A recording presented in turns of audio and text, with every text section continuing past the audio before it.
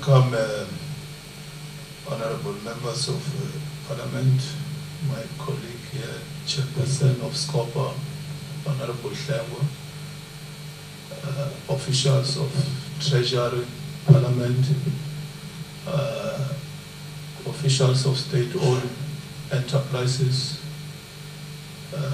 officials from law enforcement agencies, and Steinhoff, you are welcome. This is a follow-up meeting to meetings that have been there since January 2018 in regard to the matter that pertains to Steinhoff. There has been 5 joint meetings of Standing Committee on Finance, Portfolio Committee on Trade and Industry, Portfolio Committee on Public Service and Administration, Planning, Monitoring and Evaluation, Police, in regard to the matter of Steinhoff. The last meeting held was on 19 March 2019, this year. These are about the briefings and follow-up on developments on regulatory and criminal investigations on the collapse of Steinhoff shares. I won't go into the long background of the collapse of the Steinhoff shares that plunged in December 2017, if I'm not mistaken. The question is, why as Parliament do we have interest in a private company, which is Steinhoff? We have interest in Steinhoff because GEPF, which is an agency responsible for managing the pensions of government employees through PIC, has invested, if my figures are proper here, almost 20 billion rand in Steinhoff. I stand to be corrected. So, as Parliament, we have got an oversight role on PIC, GPF, and other related bodies. And I think also ESCOM pension is part of the investment. So that's where we come in. The pension of government employees is a matter of concern to us. So we have since involved law enforcement agencies which have got capacity to investigate on what actually happened and assist in making sure that there is a consequent management in this regard, and money has to be recovered.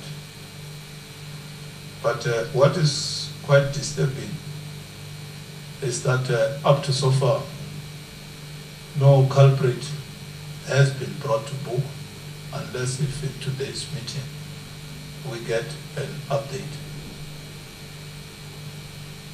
Some of them, we see them staying in luxurious beach houses, and nothing is being done. So we can't have a country where it looks like we have got a law for the rich and law for the poor. And the rich become more sophisticated for our laws, and nothing is done to them. So normally in this kind of meeting, we get a briefing from Steinhoff on progress in regard to, as the company itself involved in this matter, what have they done, and assure us that the money of the pension, the pension fund is still safe. We also get a briefing from National Treasury as a portfolio department. From there, we get briefings from regulatory bodies like ERBA and others, then law enforcement agencies. So that's a short background in regard to what we have done before as joint committees of Parliament. The chairperson of Public Service and Administration Portfolio Committee, the chairperson of Police will join us later. And I think the same with the trade and industry. What we suggest as a presidium here is that we get all the briefings or presentations and avoid to have questions and answers after each and every presentation, because it's going to take us much longer and will not be ready by the time we have to go to the house at 3. I saw saying you are welcome. Anything to say, Chairperson? Okay, thanks, Chairperson. The meeting is also officially open. So we'll get a briefing from Steinhoff, progress on PwC, investigations and other related matters. I believe that documents have been circulated from Steinhoff. Get a briefing from National Treasury, Companies and Intellectual Properties Commission, FSCA, ERBA, Johannesburg Stock Exchange, Hawks, Directorate for Public Crime Investigation, National Prosecuting Authority. Then we'll open for questions, comments, and responses.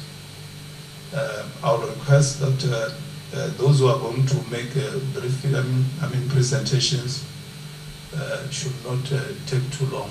They should speak to their presentations. Let me right away invite Steinhoff to make a presentation. Is it you, Ms. Son? Yeah, it's me. Yes, Ms. Son, you will introduce yourself and your delegation, then you make a presentation. I will do so, Chair. My name is Heather Son. I'm the Chair of Steinhoff International Holdings NV, and with me here today is the CEO of the company, Louis Duprier, and also Terrell Murray, who is Head of Investor Relations for the company, and also Robert Dryman, who is with Worksmans and counsel for the company, and Robert has been instrumental in keeping this link, this channel of communication open between Parliament and the company. What we will present today between Louis and I, and we will cover topics based on what the developments in the company have been, and also what we know Parliament to have been interested in from our previous engagements. And that's with regards to our updates with regards to governance, the forensic investigation, updates on the litigation, on our engagement with regulators and enforcement agencies, the operational updates, how the company is doing, and the key management focus in the coming weeks and months. And I must also say that we understand and respect the interest of Parliament in the matters of Steinhoff. We understand it and we respect it. I think just with regards to the governance update, there have been 2 more changes with regards to the governance. The supervisory board of Steinhoff, 2 members following the AGM which took place in Amsterdam last week have left the board. That's Steve Boyson and Angela Kruger-Steinhoff. The reasons for their departures have been publicized. We have announced those departures and their reasons. And 2 new directors have been brought onto the board, Paul Copley and David Pauker. They were nominated by the creditors of the group, and they followed the normal process or the regular process by going through interviews of the nomination committee. And at the AGM, the supervisory board strongly recommended to shareholders that based on their skills and the contribution that they bring to the board as a team, that they are valid and worthy candidates and that they should be approved. The shareholders voted them in on Friday last week. They were not the only 2 that were nominated by the creditors. We were given a list of names and we worked through that list and selected these two candidates. The board now maintains a number of 8 members. We were 8 members going to the AGM, and we have left the AGM as 8 members of the supervisory board.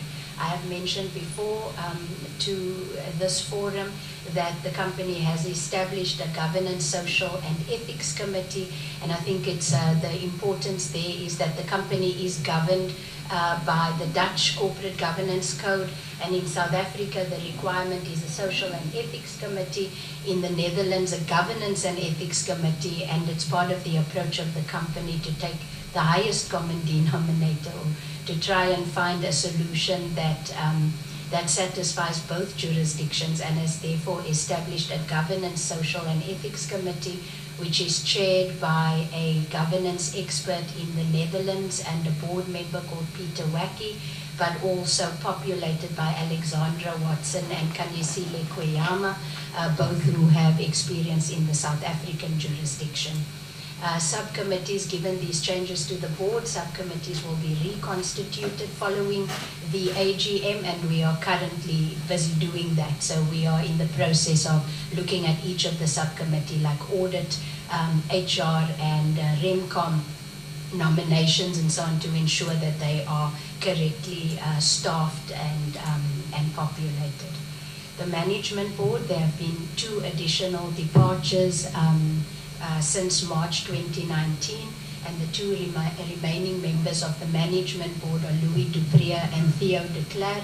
Theo has been appointed as the CFO, also following a process which the nominations committee of the board followed, and the 2 together with Louis and Theo, I think we are quite fortunate, and maybe even we should say lucky, that the skills that together they represent is what the company needs as we move forward with litigation, restructuring and a significant level of corporate actions.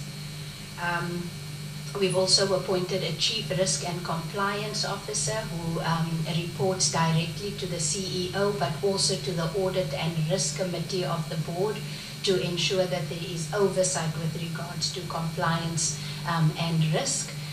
Internal audit, he also reports directly into him as part of his risk function. And the company, while it operates over many different jurisdictions, and some of the companies have their boards that govern their affairs, we're centralizing some certain key systems, processes and behaviors that is an absolute minimum that must be adopted by each of the underlying companies. I've already mentioned the Dutch Corporate Governance Code and the King Code, and how the company tries to look at both jurisdictions to ensure that we are compliant. The company, as a result of the forensic investigation process, also developed a remediation plan, which was, the best word to use is a scouring of the company all the way through all its entities to see where we could tighten processes and systems, the appointment of a central CCRO and bringing of internal audit under him as part of his risk function is part of what the remediation plan seeks to address. At our board meeting last week on Wednesday, we received an update on the implementation of that remediation plan, and we expect to get those updates at every single board meeting, but also to add new items as the company becomes aware of other processes that can be improved. As far as the forensic investigation goes, by now the members will be aware that the company, through the supervisory board, appointed worksmen's attorneys and worksmen's appointed PwC to conduct the investigation. It was managed by an independent investigation committee, a subcommittee of the board that received information and gave instruction to PwC. Initially, our mandate to PwC was to follow a wide scope and to go through the process. The words we used was no stone left unturned, to try and uncover what went wrong and who was responsible. An overview of this report, as you are aware, was released on the 15th of March 2019. The findings were very useful. Very early on in the process, we received indications from shareholders that they needed financial statements. As you were aware, the company did not publish its 2017 financial statements, and we had to go through a process with the forensic investigators to uncover what happened, which of the entries needed to be reversed or restated, and that process took an extremely, it was a detailed process. It was many iterations between the company finance team, Deloitte and PwC, to arrive at what we finally published on Friday, or tabled on Friday at the AGM, a full set of 2017 financial statements, a full set of 2018 financial statements, which were approved on a very small margin. So we do acknowledge that. It was about 54% of the registered voters that voted in favor of the statements. So we do realize that the uncertainties that were all listed in the annual report is of concern. But the company has done its level best to firstly put financial statements out, and secondly to make the market aware of every possible area that still is an area of uncertainty, so that the market and the public can also come to their own conclusions with full information. The key findings of the report is also shared under the statutory powers of the various regulatory agencies and the enforcement agencies, and we have noted in the past that the report is privileged, and the company protects that privilege for reasons of ensuring that it can conduct outbound litigation. It can also defend the company against inbound litigation, and this is in the interest of shareholders. We've made comments before that the reason the company takes this view is that the company is taking a view as to what is in the best interest of the company and how it best protects shareholder value. It also is being used to provide the necessary information to regulators and enforcement agencies under their statutory powers. It is also ongoing forensic work has been initiated, and this is primarily to determine whatever still needs to be investigated further, but also to try and see whether there are any additional recoveries that the company can make from third parties. We have noted at the AGM that from what we can see and what the committees have been through with regards to the initial findings is that we don't expect that further investigations will have any serious negative impacts on the financial statements that have currently been approved.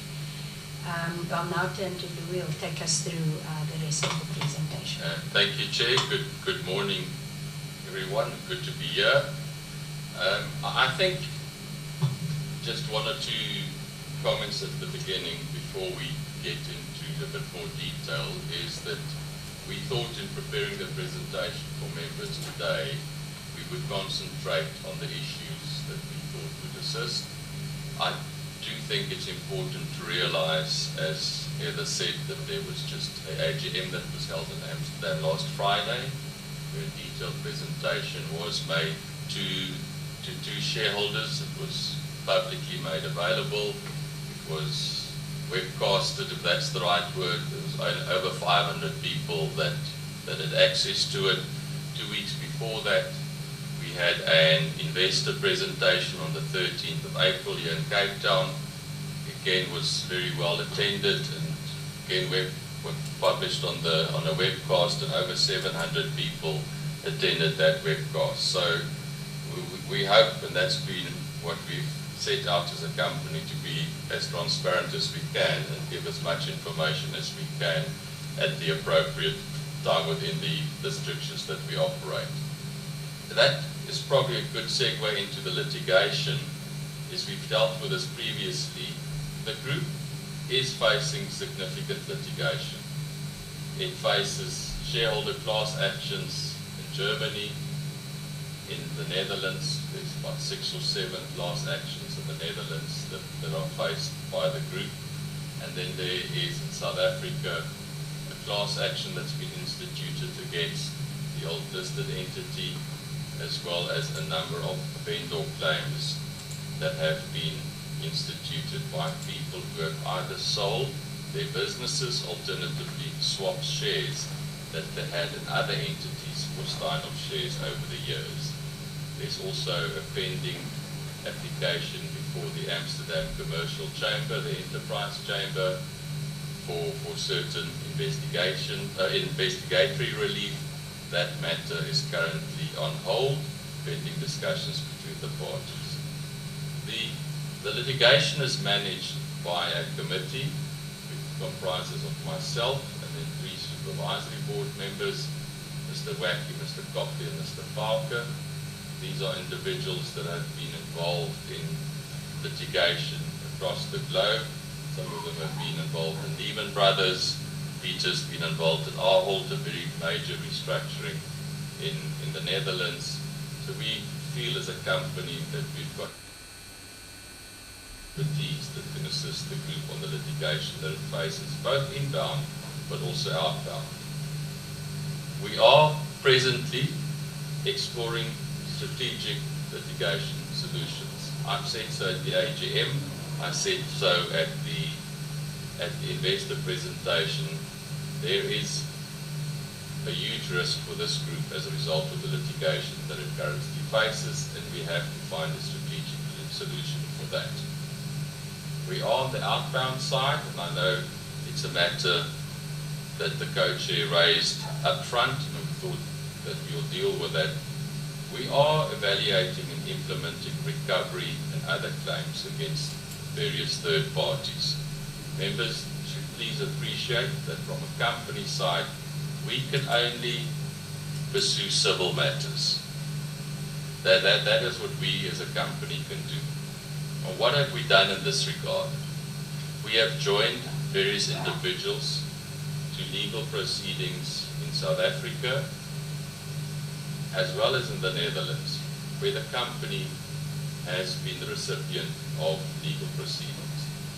Secondly, we have instituted recovery proceedings for salaries and bonuses paid to management board members as far back as 2009.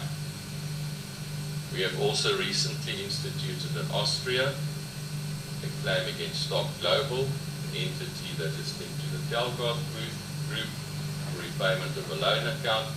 And from our 2018 financials, if I recall correctly, Tyrrell, there is a loan account outstanding of approximately 300 million euro that we referred to. We are, thanks Tyrrell, we are constantly, under the guidance of the litigation committee, investigating further civil actions against other third parties. And as and when those are instituted, we'll obviously update the market. And then, just as important, we do understand our obligations towards regulators.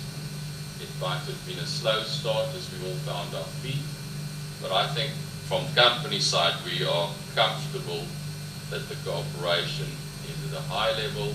It is also quite detailed, and we believe that we are doing our bit to ensure that the regulators can fulfill their functions, and those are both regulators and enforcement agencies. Maybe then just dealing with our interaction with regulators and enforcement agencies, the PwC report has been made available to regulators. These details, under the enabling legislation, as Heather previously said, the details, as you will appreciate, is largely confidential, and the interaction with the regulators is protected by that privacy, whilst the regulators acknowledge the privilege that adheres in the report. We have regular contact and engagement with the enforcement agencies, both ourselves and through PwC, as well as through our appointed attorneys. So, who are the regulators that we are dealing with? You'll see them now on the slide, and most of them are represented in this chamber this morning. In addition to that, we also are interacting with regulators in other jurisdictions. Steinhoff, as we know, operates in more than 30 countries across the world, and there are regulators in many other jurisdictions that we, on a holding company level, but also on the various operating companies, are interacting with those regulators on a regular basis. And I then, which is not a slide, but I thought it would be helpful just to give members a bit of an operational update, just to give some dates to some of the achievements over the last 6 months. As Heather pointed out, the audited financials were released. So the audited financials for 2017 for the holding company NV was released on 7 May of this year. The 2018 audited financials were released on 18 June of this year. The half-year revenue results, that's for the period October 18 till 31 March 2019, was released on 12 July 2019. And our third quarter trading update. So every quarter we release trading updates, which just gives the market the revenue numbers of the various entities. That was released on the 29th of August 19. That is last week, just before the AGM. So on a NV holding company level, we are as a group now up to date with financial reporting. What is still outstanding is, as I said at a number of forums, this has been a massive task to get this up to date over the last 18 to 20 months. What is still outstanding is the publication of the South African holding company, Steinhoff Investments, its financial statements. That entity is a wholly owned subsidiary of NV, the Dutch holding company. It has approximately 1.5 billion rands worth of listed preference shares in that entity. And we are clearly, it's a high priority for us to ensure that the suspension of those listed preference shares can be uplifted so that the holders of those shares can trade in their underlying instruments. The reality is there are some complex accounting issues surrounding those financial statements, and we are engaging with the JSE to see how we can resolve those and make sure that financials can be produced as quickly as possible.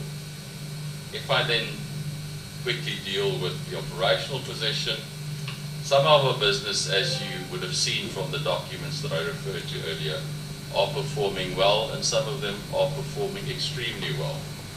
However, it is also correct to note that the accounting irregularities have masked the poor financial performance of some businesses in prior years.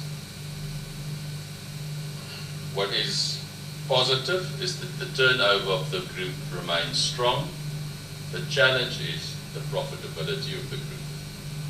So what are we as a management team doing? Together with the assistance of the operational management teams, we are focusing on turning the businesses around. In doing that, we have strengthened the operational management across the businesses, especially outside of South Africa. And on top of that, the European governance has been strengthened by the putting into place of a new European board, who also has outside independent directors on it with the requisite expertise to assist us in this phase of the business recovery, looking after the interests of all the stakeholders. And then final closing, members, is what do we do when we get up in the morning? I said at the investor presentation, my daughter asked me, but Dad, what are you going to do in the morning? Is we have, as a management team, submitted to the supervisory board, and they've signed this off. So the first step was to put the arrangement with creditors in place. That has been done, and that was finally implemented on the 13th of August. So step one has been completed. The second important step, what gets me up in the mornings, is to ensure that we manage the litigation risk and that we investigate possible solutions and that those get implemented. And simultaneously with that, but you have to finalize step two, is we have to restructure the group with a view to reduce the debt and obviously the financing cost that is associated with that. And under all of that, we acknowledge, especially within the South African environment, that we have to support the regulators and the relevant enforcement agencies. I thank the members.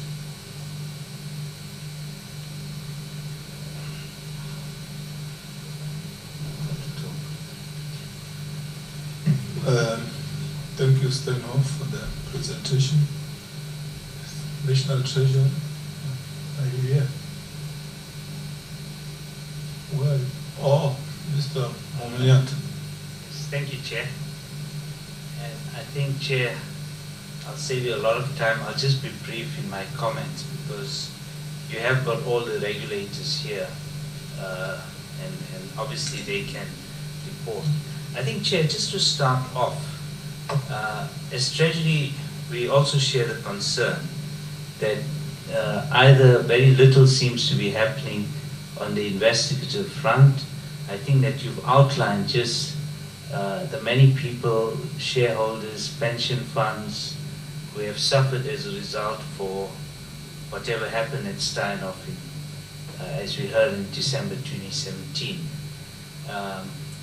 But I should add that what makes it even harder is that when I say there's very little happening, appears to be happening on Steinhoff, one can say that of many other key investigations, be it Astina Dairy, PBS, now I see there's Tongaat Holdings, and you know, the list goes Chair, on. on the point of order, Chair. On the point of order, Chair. Chair, let us Chair, let the member from Treasury stick to the issue of Steinhoff. We're here by Steinhoff, or we already disappointed by this report that we have received. We're quite agitated about the report that we received. Stick to the report of Steinhoff. We have to deal with Steinhoff. Leave Astina Dairy out, leave Tongaat out, leave that out. Let's deal with this issue here. Yes, Chair, that was my only reference to it. I was just saying, trying to make the point that the frustration is that it's very hard to say it's only this investigation. All these investigations, I think, are being held up, and at the appropriate time, obviously on those that, as Treasury, we have some involvement or oversight, we'd be happy to come in. I think, Chair, just on Steinhoff,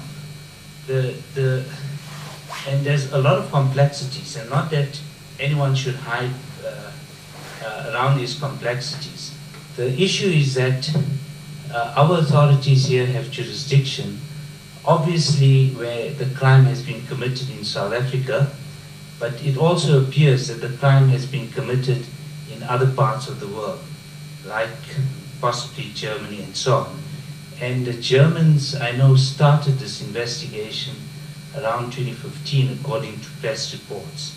And their investigation also appears to be going very slowly. And I suspect a lot of it is just because of the structuring Steinhoff. And just to assist members, I think it's important to note that the Steinhoff as a company is, the holding company is domiciled in Netherlands. It has its primary listing in Frankfurt and a secondary listing on the JSE.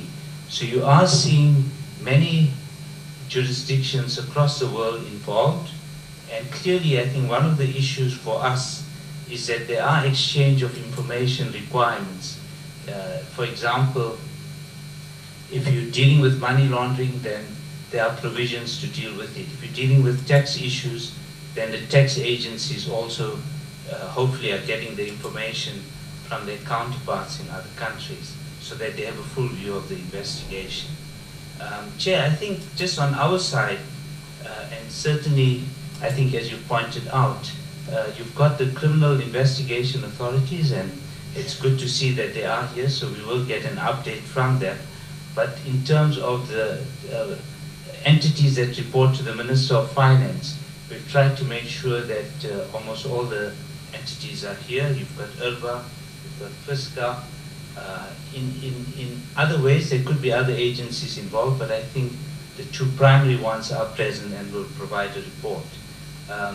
I should end just by saying that Steinhoff itself as a holding company may not be a regulated entity, which makes it harder, but it may be that some of the subsidiaries could be regulated.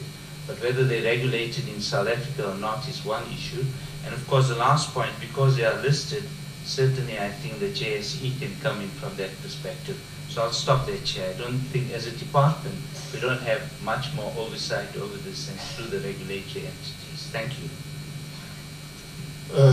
Thank you, Mr. Momanian from Treasury. Is CIPC here? Indeed, we are, Chairperson. Good morning, Honourable Chairperson, Honourable Members. My name is Rory Waller. I'm the Commissioner of the CIPC, an entity under the Department of Trade and Industry.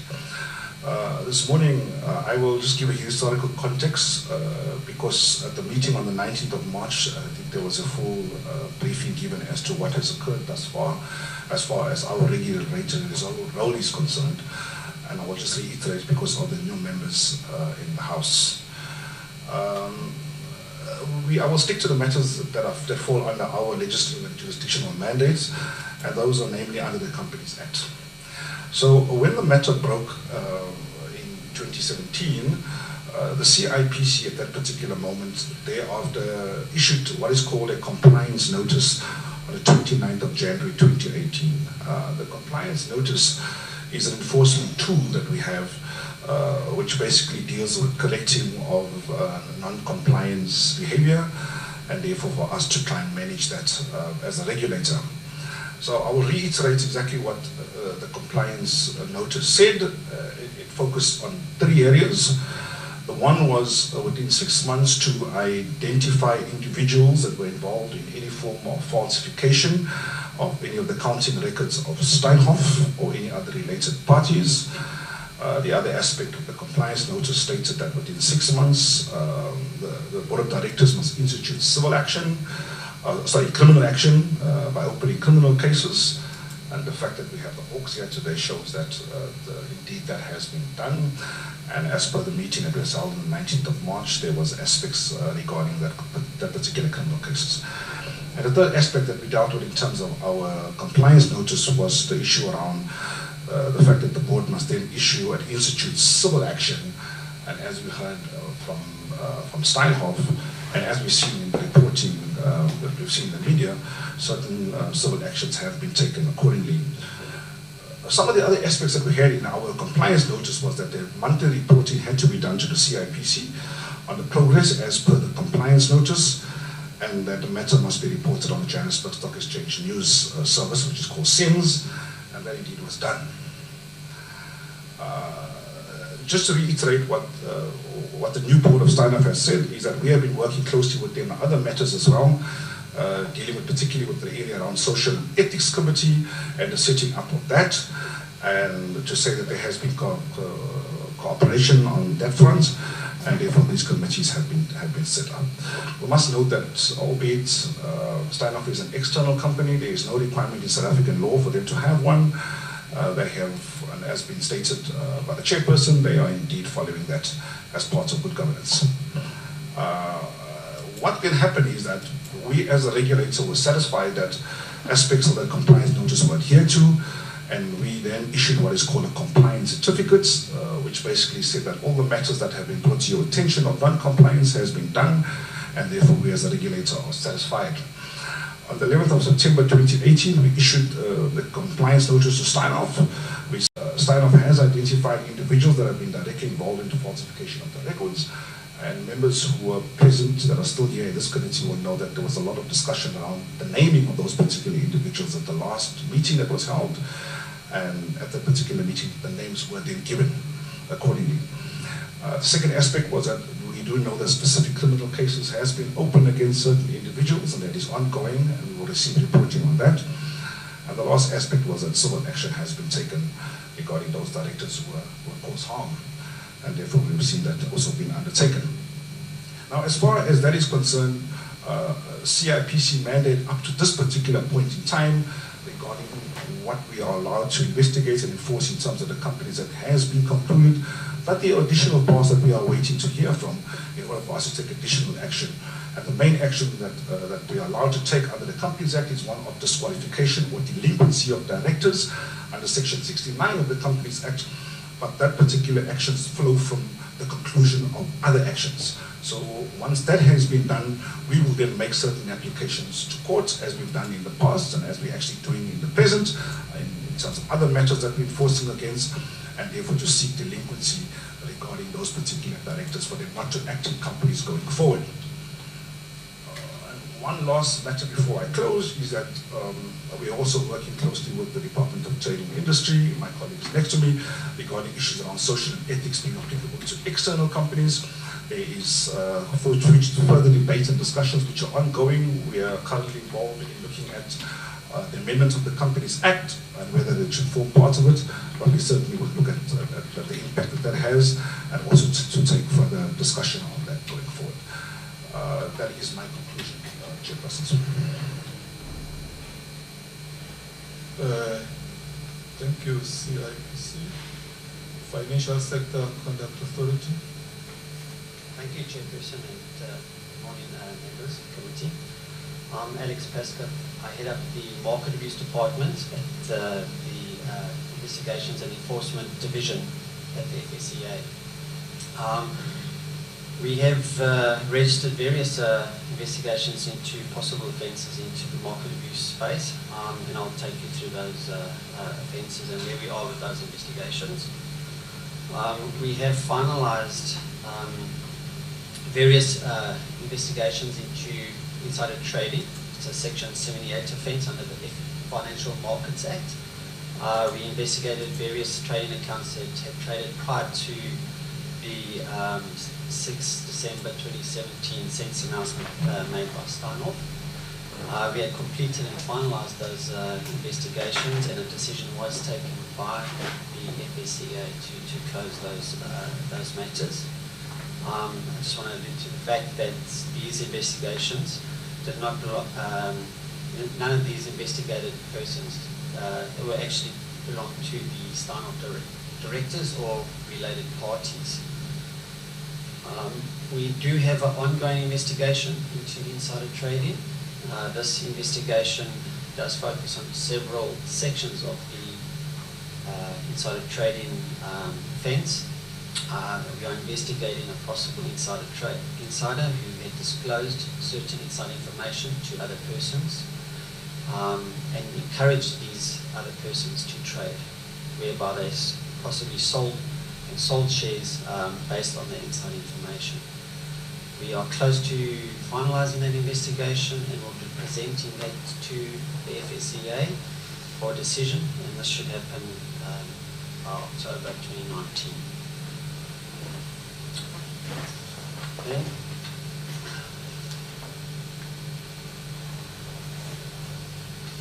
Our big investigation is into the possible publication of false and misleading statements by my persons. This investigation focuses on the 2016 to 2018 annual financial statements that were issued by Steinhoff. The authority, the FSCA, and my department particularly, does have access to the PwC report, and we have gone through and read through that forensic report. Steinhoff, as Louis Dupré did allude to earlier, we are getting full cooperation, and they are assisting us in our investigation with regards to this false and misleading investigation. So we are investigating not only Steinhoff, the entity, but as well as individuals who knew and ought to have known that the Steinhoff annual financial statements were false and misleading. We are in the process of completing an administrative action, which will be finalized this month, and a press release will be issued. We are expecting this investigation, whereby we are investigating individuals that are related to Steinhoff, who are in directors. This we are hoping to be complete by the third quarter of 2020. Our last investigation, this was regarding insider trading and possible false and misleading statements. This was due to the Viceroy report that was published on the 7th of December, just after the Steinhoff announcement on the 6th of December. We are getting assistance from foreign regulators, as this did occur offshore, and this is necessary so we can complete our investigation. And the current status is that this is ongoing.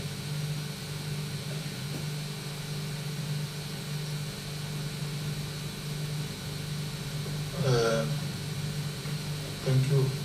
FSCA, Independent Regulatory Board for Auditors. Thank you, Chair. Good morning, members. I'm accompanied by, my name is Bernard Gallis from the RBA, and I'm accompanied by the Director of Investigations, Ms. Janine Bailey. I'll go straight into the second slide, which deals with the jurisdiction of the RBA and the responsibilities. What we've said there was that our jurisdiction is only over the registered auditors, so no jurisdiction over internal auditors or the accountants or any other role players in the financial reporting chain, really just the external auditors. And the role of the external auditors is to express an opinion on the financial statements of companies, in this case Steinhoff. Our investigation, when we conduct an investigation into the auditors, it will be to see if the auditors complied with the international standards on auditing, and whether they complied with the professional code of conduct issued by the IRBA.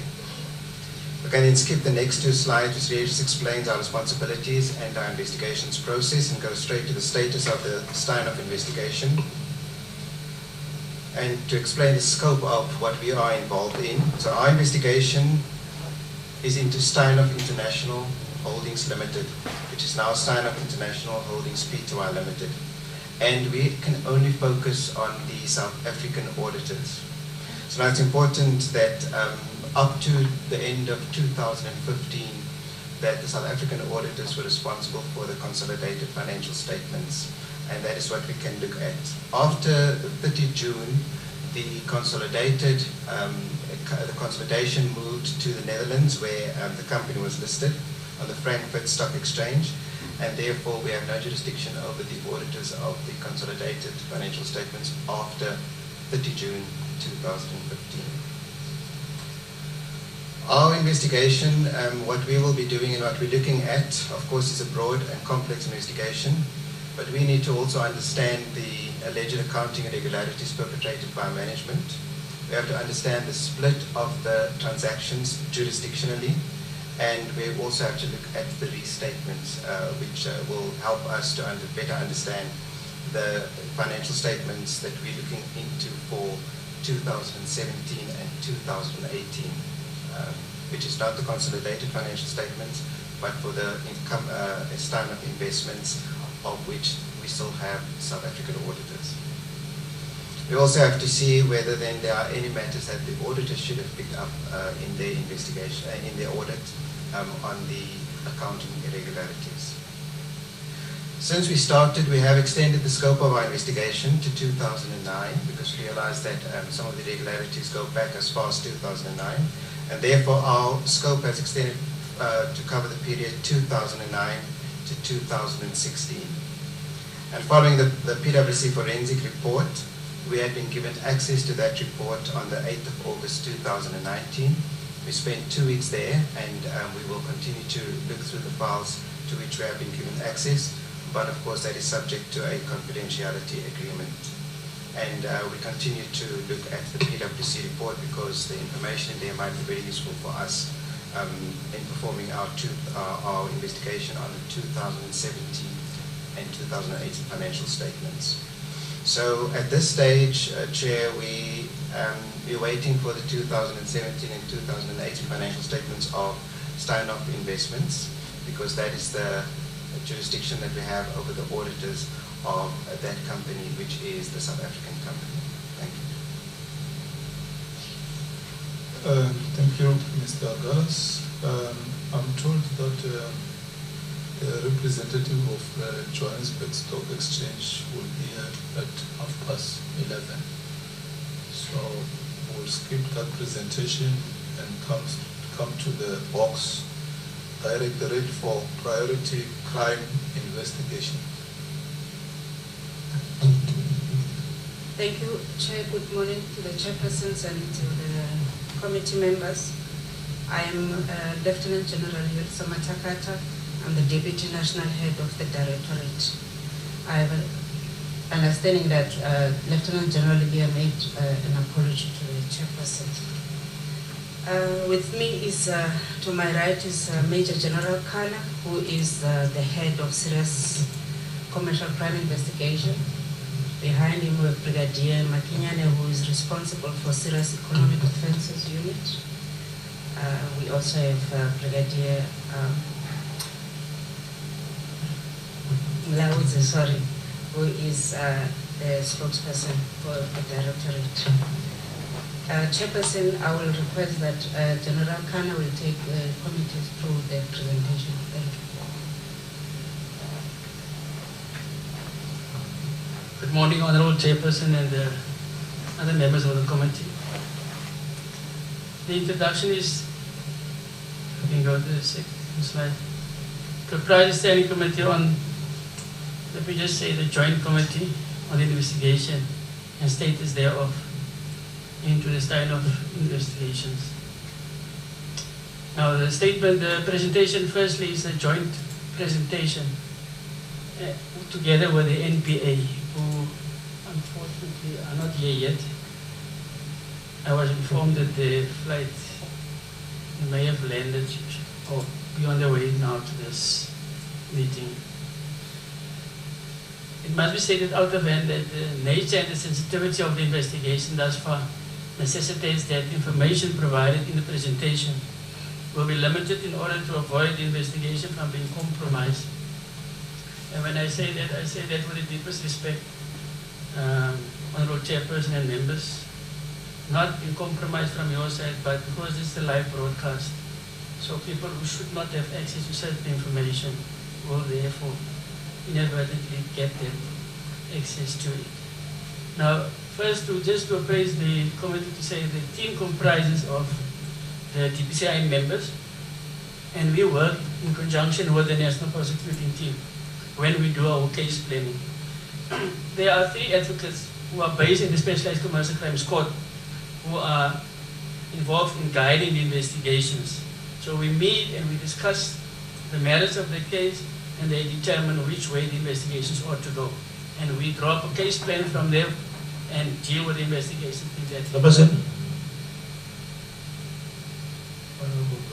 Yeah, just on the clarity seeking question. The gentleman has alluded to the fact that because this is a live broadcast, that certain information may be disclosed to the public which is not supposed to be disclosed to the public.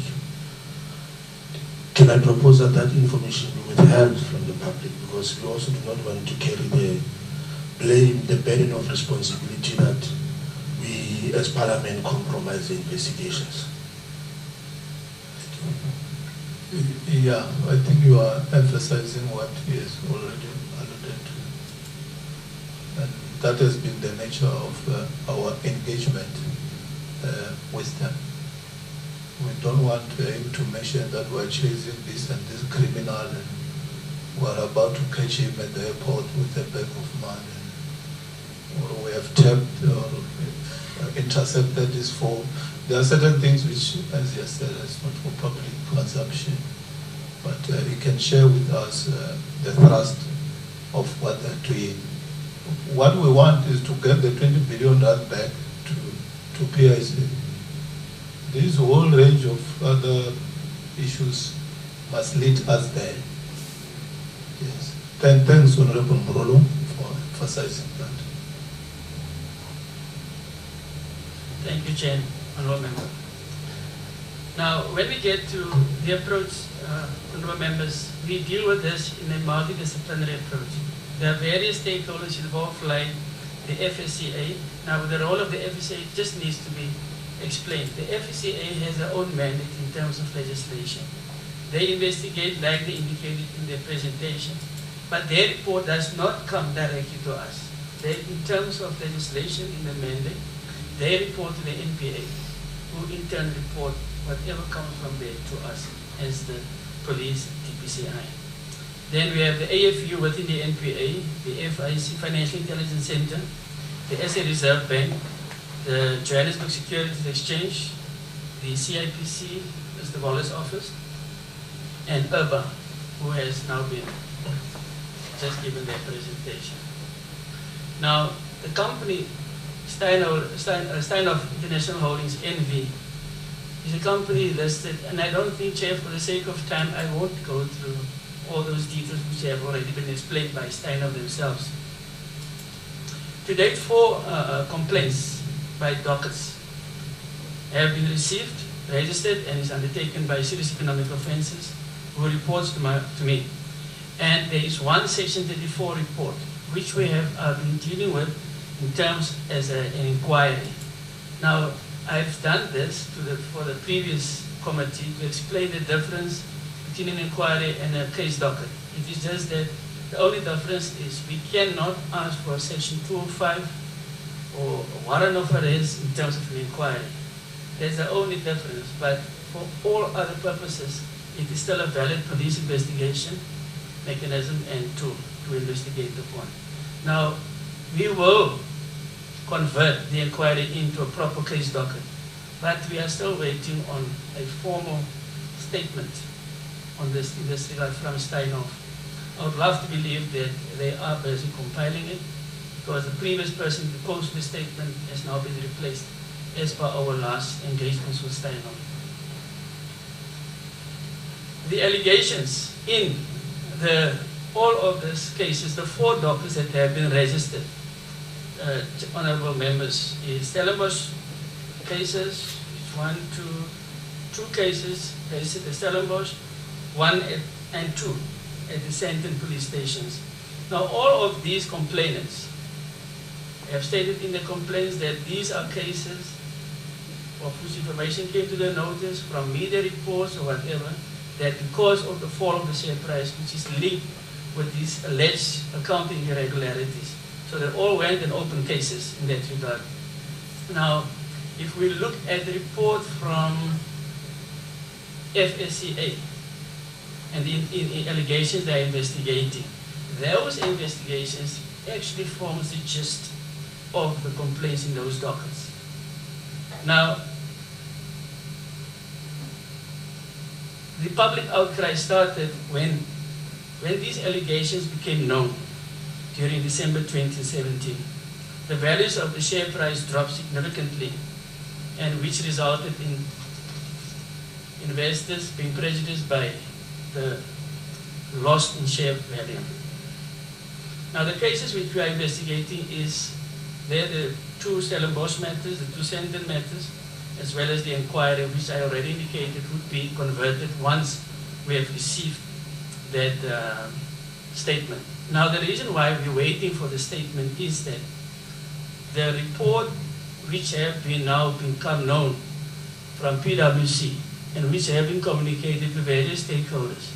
Now I must also say that at the last sitting, the Honorable former Chairperson went as far as instructing Steinhoff to release that report to us as the police, so that we have been saying we are waiting for the report, we don't have access. Now it must be stated up front that we did not get that report from Steinhoff.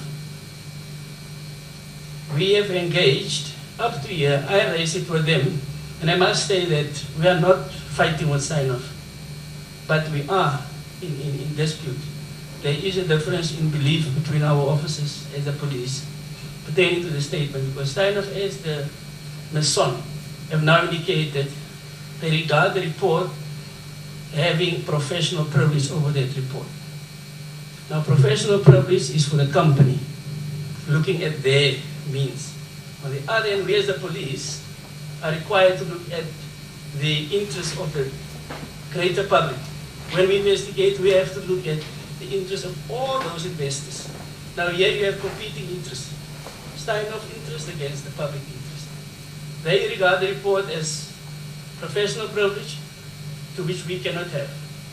We actually engaged with the NPA to ask for a section 205 so that we go. Then Steinhoff came and said, no, we don't have to fight this out in court. What will happen is that you can get access to the report by virtue of viewing the report, but we won't give you the report. Now I was totally adamant. I said this is now a case of the tail wagging the dog, because we should get the report as everybody, including Parliament, have said. But together with the NPA, who are guiding, he said, no, let us sit and see how much we can get out of the report. Now I still regard that as looking blindly at the report, because that report should actually tell us this is what we found. But now you have to look at a report and determine for yourself what is wrong from this report, which does not say that. But up to now, in May, we, after all discussions, I think during April, March, April, we agreed that we will access the report in that way. Now in May, we had a team of members who started looking at the report together with the prosecutors who was assigned to the case. Then we accessed the report and we will pick up certain things from it. Now the main thing coming to the statement in the inquiry, aside from it, allowing us to have access to the report, we still need a statement from Steinhoff actually complaining about what went wrong. Because until we get a statement, in my view, Steinhoff have not laid a complaint. Because initially, they did give us a report through Mr. Boyson, right initially. And that was the night before the appearance in Parliament.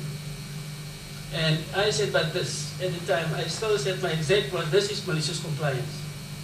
Because the report then did not say what went wrong, who caused the wrongdoings, and what is the actual extent. Now we can believe, quite rightly, that was ahead of the appointment of PwC. And the report, Mr. Boyson, even the report said, he will get all the wiser once PwC have done the investigation and released the report. Now the investigation was done, the report is released, and we have spoken with Steinhoff, and they indicated Mr. Boyson will no longer continue doing that, but they will get somebody else to depose to that type of affidavit. Now we are waiting for that affidavit for us. I do not know how far they are, maybe in compiling it, but I'm sure, having looked at the statement, they should be in a position where they are either finalizing it or they did already finalize it by now. But we did not get the statement as of date, speaking to all the irregularities within the report. Now, it has been stated from the, having looked at the report speaks to prejudice being suffered to the tune of 6.5 billion euros. Now, 6.5, I've done a rough calculation last night. At the time, I do not know. The report that we got last time said in the region of 100 billion rand. Now, I can't say yes or no because I do not know exactly what the exchange rate was or is now. Now, the transactions involves entities in South Africa as well as entities abroad. Now, I've heard what Steinhoff has said about the issues of jurisdiction. It is so that certain jurisdictions have got an influence on it, but it's my belief, and we still need to sit down with the prosecutors to say that, irrespective of jurisdiction, there is still, there was and still is a duty on Steinhoff to keep informing potential investors of what has transpired as of 2015 when this thing broke, and to either warn them against or to say this is happening and this is wrong, but they're quiet. Comes to me, and I've spoken widely as a non-disclosure to potential investors and those that are currently there. So the issue of jurisdiction is relevant, but I think we also need to look at it widely, as to just discount it as of something happened in a different country. Now, there's 4 companies from a total of 60 within them that are registered within South Africa. Currently, our status of the investigation, without divulging too much information, is as of the last report to Parliament. We have then, and that was, I think, we have obtained 60 statements within the docket with potential Section 205 on banks and all over, statements obtained from witnesses, affidavits in terms of Section 202 of the CPA, Criminal Procedure Act, for the registration of company documentation and that part. And we did access and analyze the report, and that report, I must say, is quite voluminous, because the report consisted of 152 DIVA Arch files with pages in excess of 3,150 that had to be read and discussed between the members. I must say it becomes difficult by doing that in absence of a proper, consolidated, comprehensive statement. It would have been easier had we had that statement up front. And I must say the annexes to that report, again, were in excess of about 4,000 documents, not pages, documents. Now, the findings are, the report was very helpful to some extent because it did indicate you directly certain issues were taken out. Now, the alleged inflation of the profits and asset values throughout the recording of fictitious and irregular transactions is alleged to have happened over a number of years, from 2009 to 2017. Now, I've taken note, and I think the committee have also taken note of the report from URBA as well as CIPC, who have been given access to the reports at a much earlier stage than us, because they were, I'm not sure whether it's all, but one have indicated they were given access as late as August last year, and CIPC was given access under the premise of even up to which directors are fingered in the report, but subject to a disclosure agreement, non-disclosure agreement, which I feel, in my view, is actually of no value, because you cannot, the minute any entity in terms of Section 34 gets to know any information that leads to a case of where they get to know about fraud, corruption, theft, forgery and adultery with a value of 100,000 and more, are then obliged in terms of Section 34 of the PRECA Act to disclose that information. Now, you cannot be held bound by an internal agreement between a company and yourself, which actually says you shall not disclose this. And I think, in my view, we will engage with those departments and see whether they are willing to share that information that came known to them. I mean, I fully understand the interest of Steinhoff, but I think if we must weigh up the interest of Steinhoff against the interest of the general public and the mandate of us to investigate these things, then the interest of the general public weighs much higher and heavier than the interest of Steinhoff in this regard.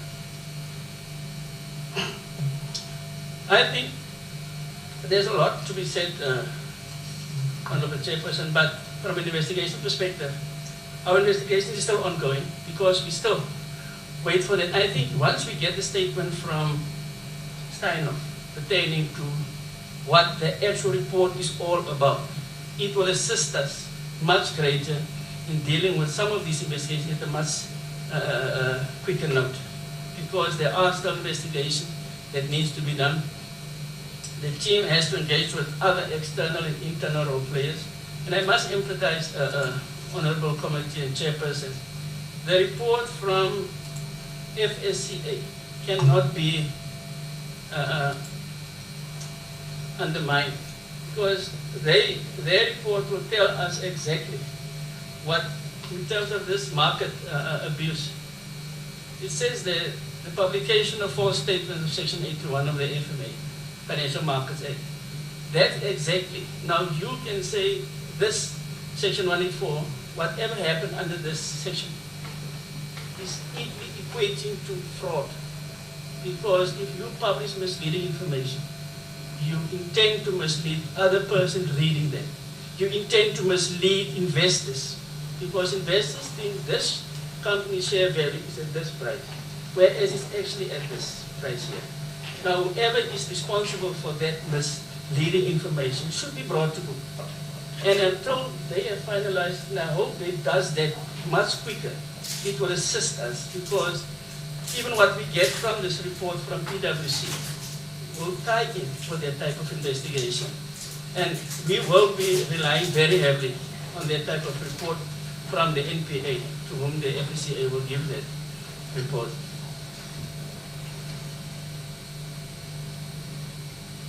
Yeah, like I said, they are part of the internal and external role players that we will be engaging.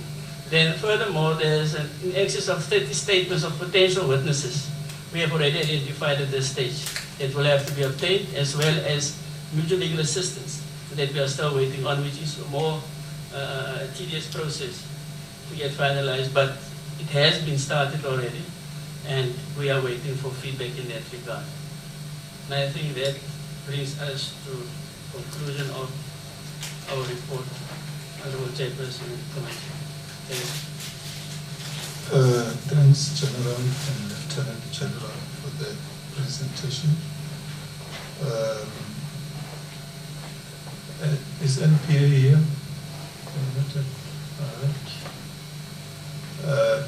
JSC has arrived. JSC, you are welcome. Are you ready with the presentation? Thank you, Chair. We are, and I apologize for my previous commitment.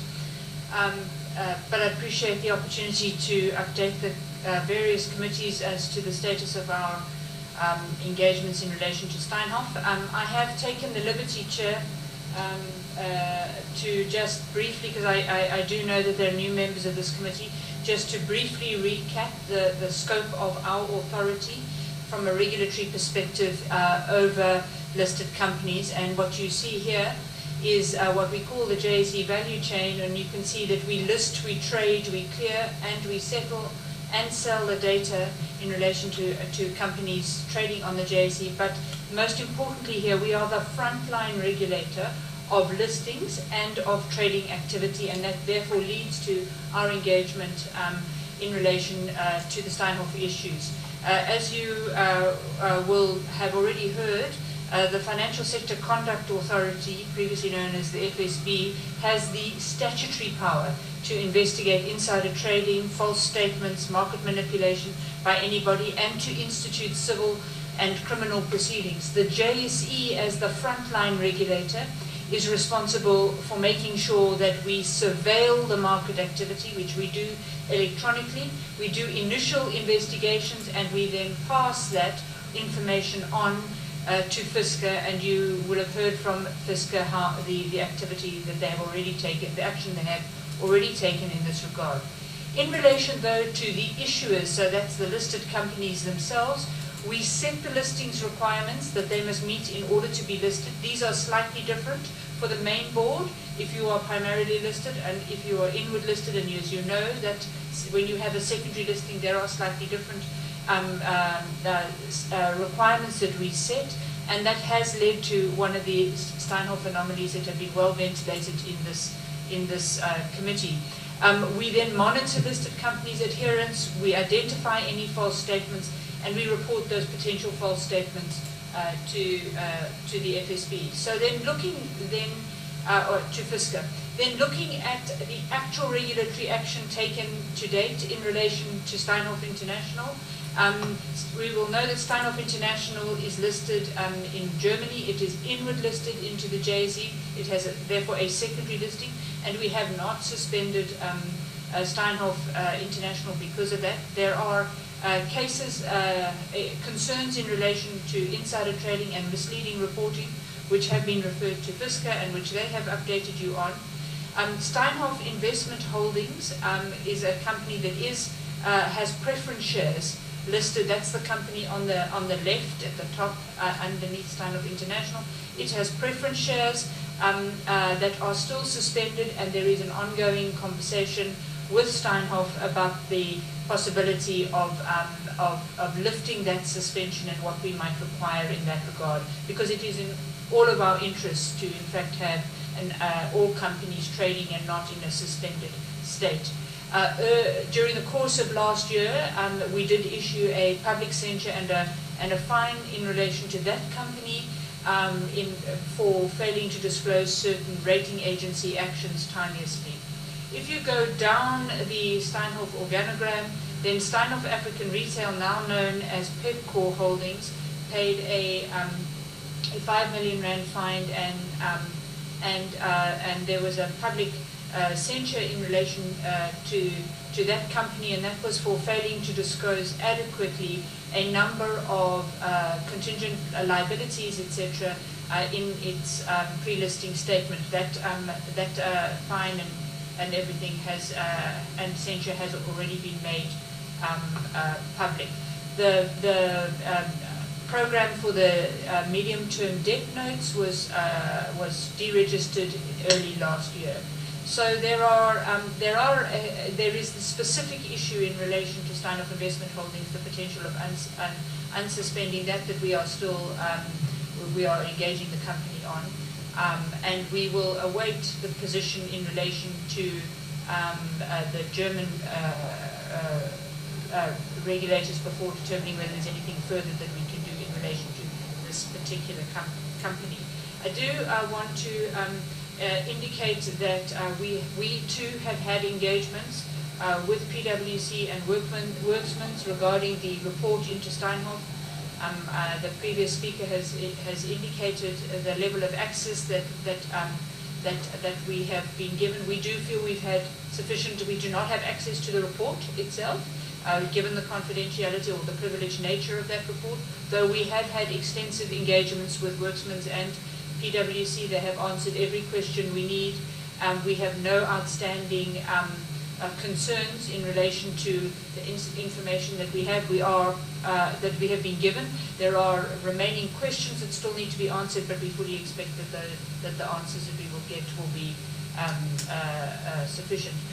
Some of my colleagues are meeting with the Frankfurt Stock Exchange and the Dutch Authority for Financial Markets next week to discuss how we might work together in future, both in relation to any outstanding action they might take following the aftermath of this, but also how we might work together better in future in cases of inward listings where we have a shared regulatory concern.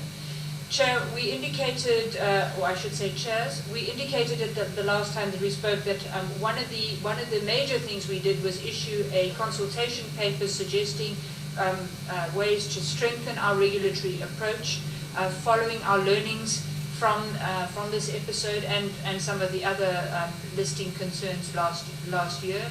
That was extremely well responded to. This is the most we have ever had in relation to responses. It's the first time we've issued a white paper suggesting quite broad-ranging changes.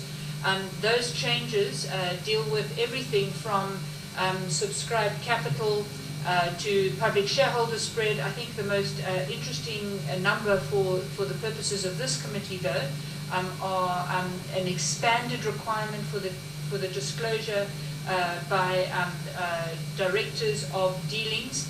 If we go over the page, you will see that. so that when directors' shares in a company are placed in collateral for a financial obligation, those directors are required to disclose that when they are placed as collateral, not only when they were executed. But I think perhaps interestingly for this committee, since it was a suggestion made by the Steinhoff chair in this committee, that a policy regarding broader diversity at board level, particularly requiring boards to have a policy on board diversity and to publish that, and to then publish how they will engage on it. And the logic behind this is that you do need different voices around the table to be able to speak truth to power and to be able to look at issues from a different perspective. There are a number of other changes that we have implemented, some of which you can draw a line to the Steinhoff issue, but you could also draw a line to other of the corporate issues that made the press last year.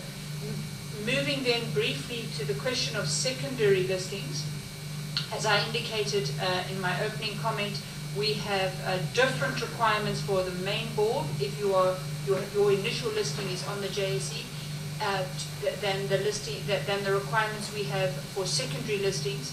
And we generally, and this is the world standard in this regard, is we generally follow the rules of the country in which a company is primarily listed if they have a secondary listing on the JSE. That means you have a primary listing in, say, London or Frankfurt. We will follow those rules and allow you still to be listed in the JSE. Obviously, though, one wants to make sure that those exchanges where you are listed have rules that cover critical things for us in the same way that we would cover them. And so a question of we are busy establishing a pre-approved list of exchanges from which we will be happy to accept secondary listings without further obligations. We will, though, be looking at extending proactive monitoring. That's the proactive monitoring we do in relation to financials and the compliance with reporting obligations. We will be extending those to secondary markets, to companies that have secondary listings, and also requirements with regard to notifying us of changes in beneficial holdings. If the local market where you're listed does not set them at the level we would be comfortable with.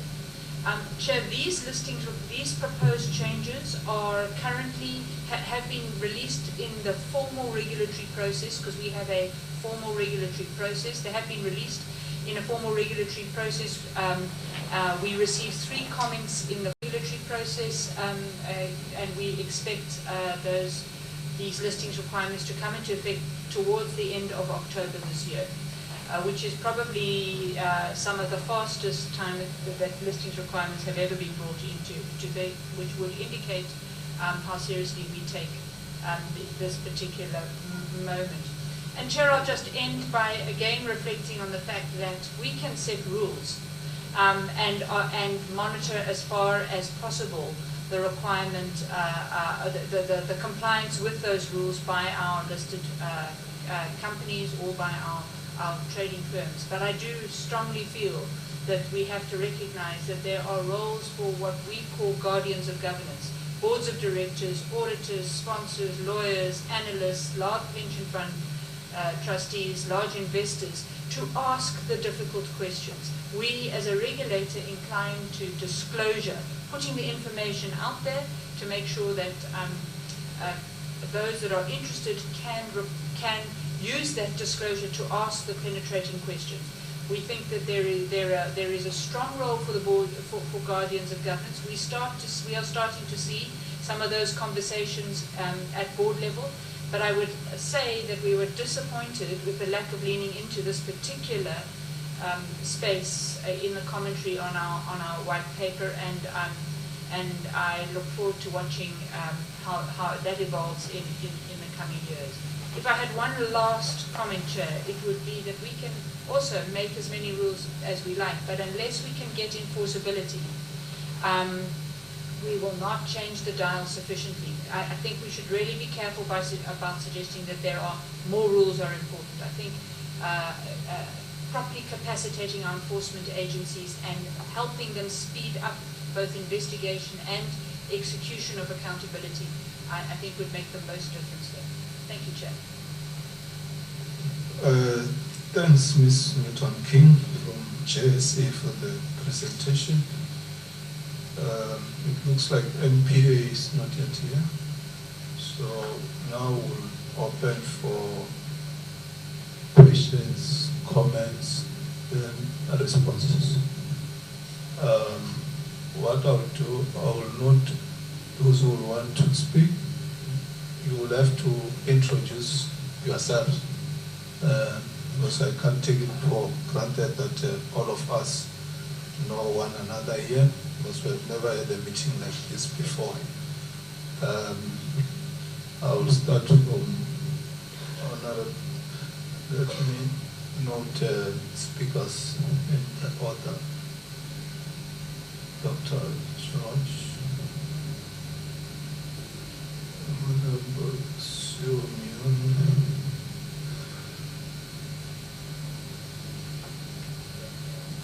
Dara Blanche,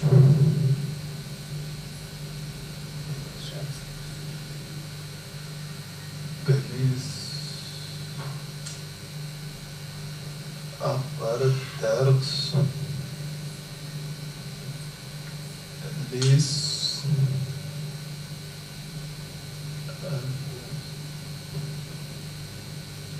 Woodfield,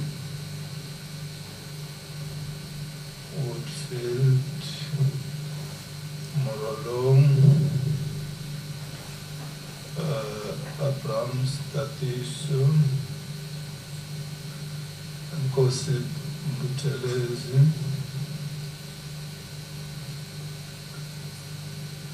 Maneli,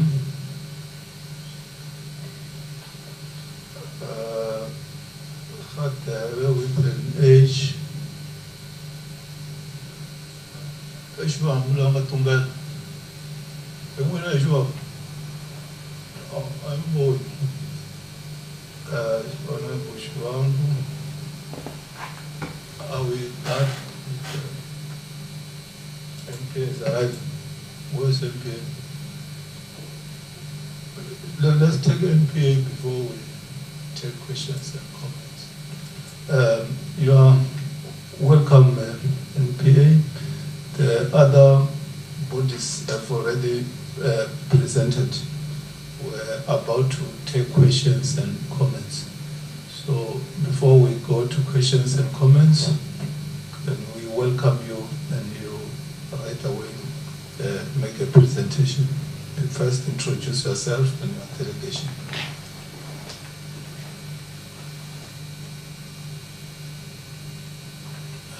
Good morning, Chair and Honorable Committee members. The name is George Baloy. I'm currently the Acting Director of Public Prosecutions in Pretoria. I'm with Advocate Mokhatle.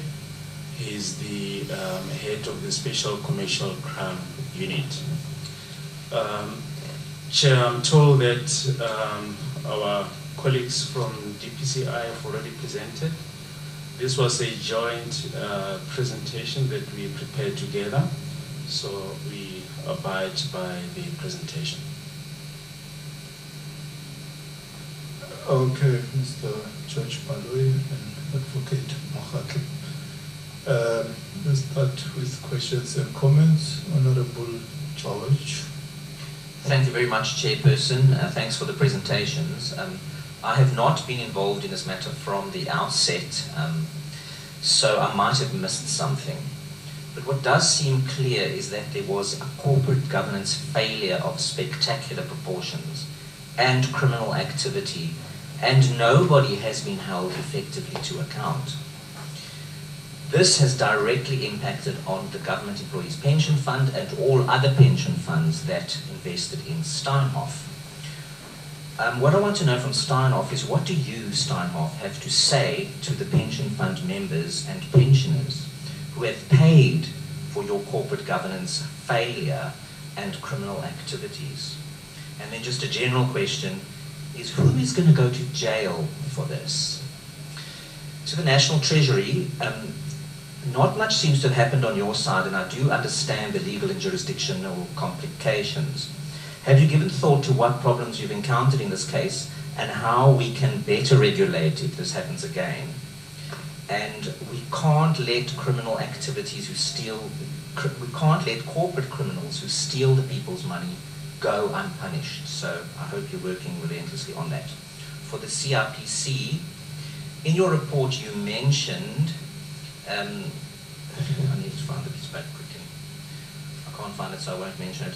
But it sounds like that you aren't really able to hold criminals to account effectively, the directors that are not South African directors, that are foreign directors.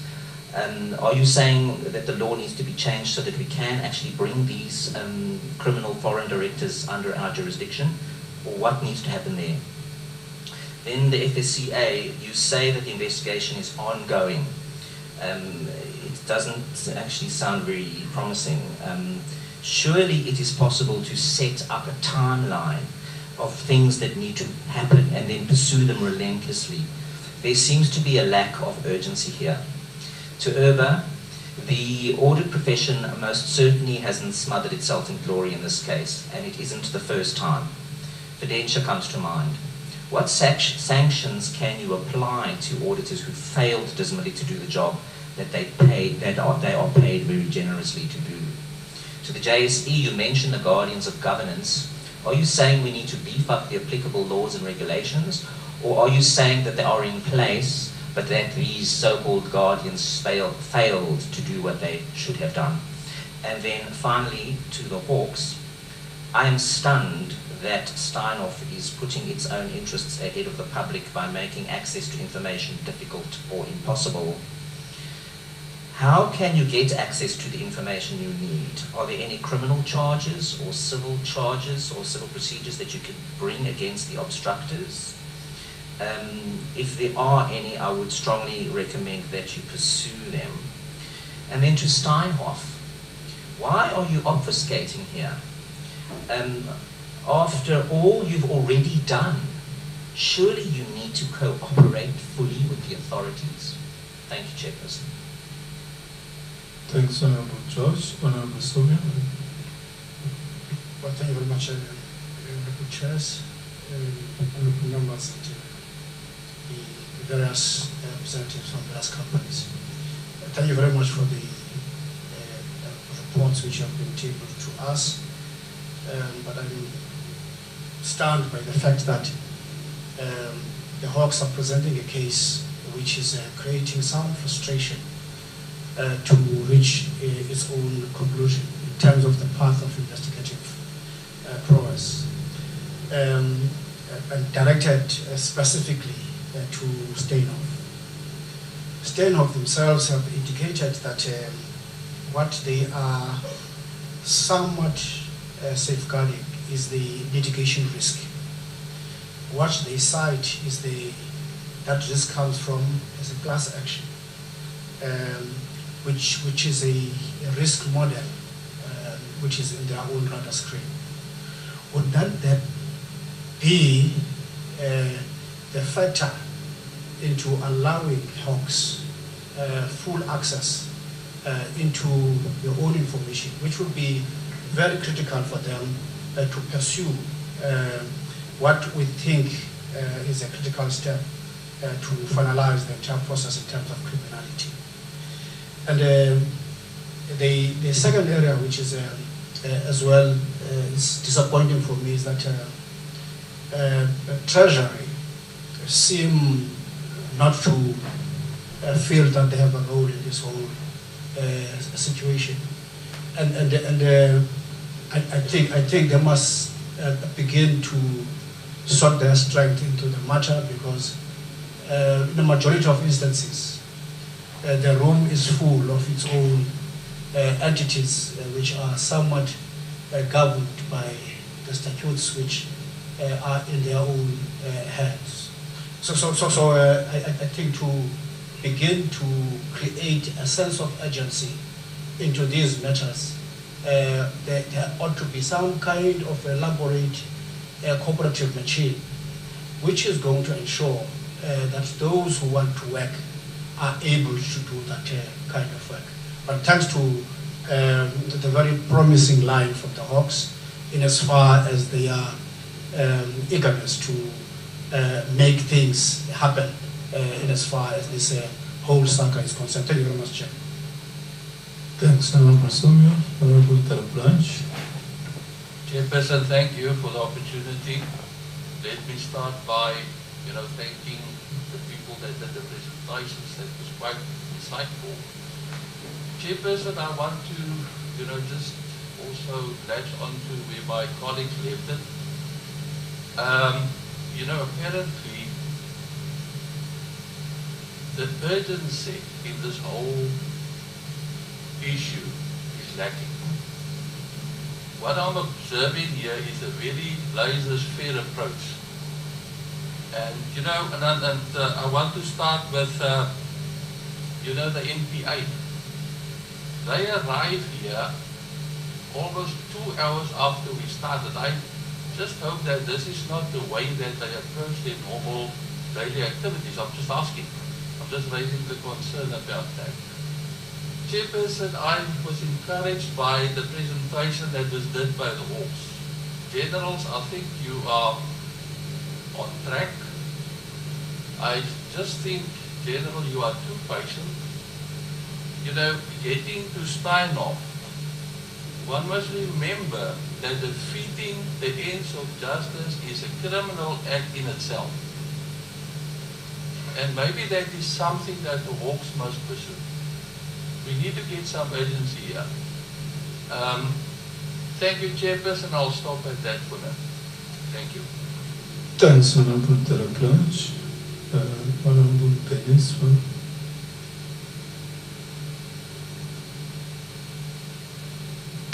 Thank you, Chair.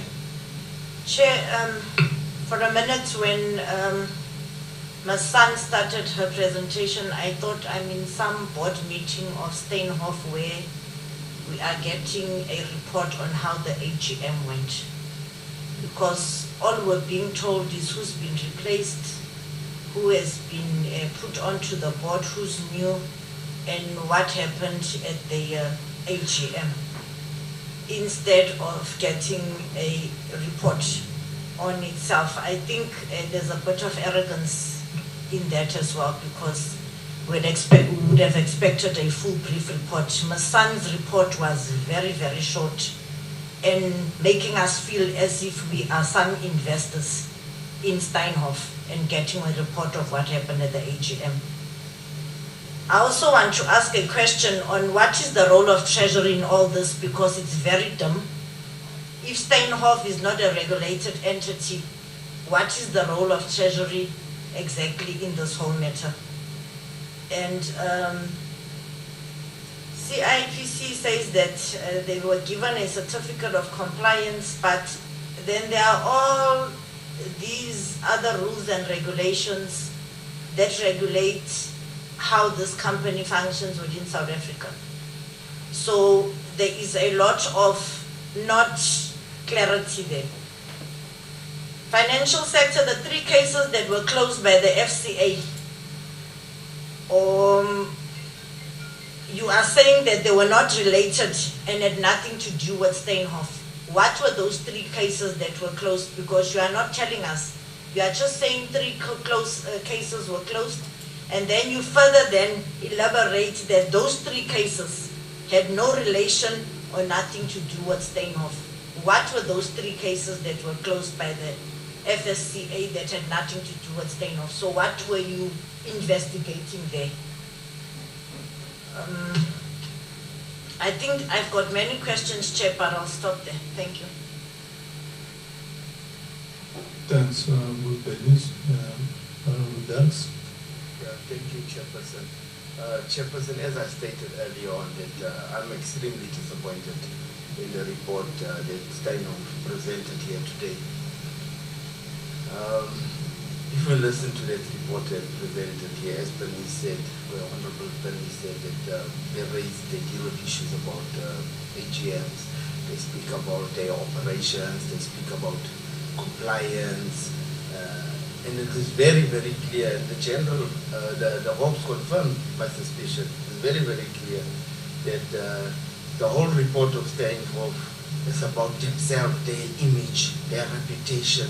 They're dealing about themselves. It's about them. That's why they did not even, it's shocking that they did not even lay a complaint at the Hawks. The Hawks said they have not received a complaint from Steinhoff.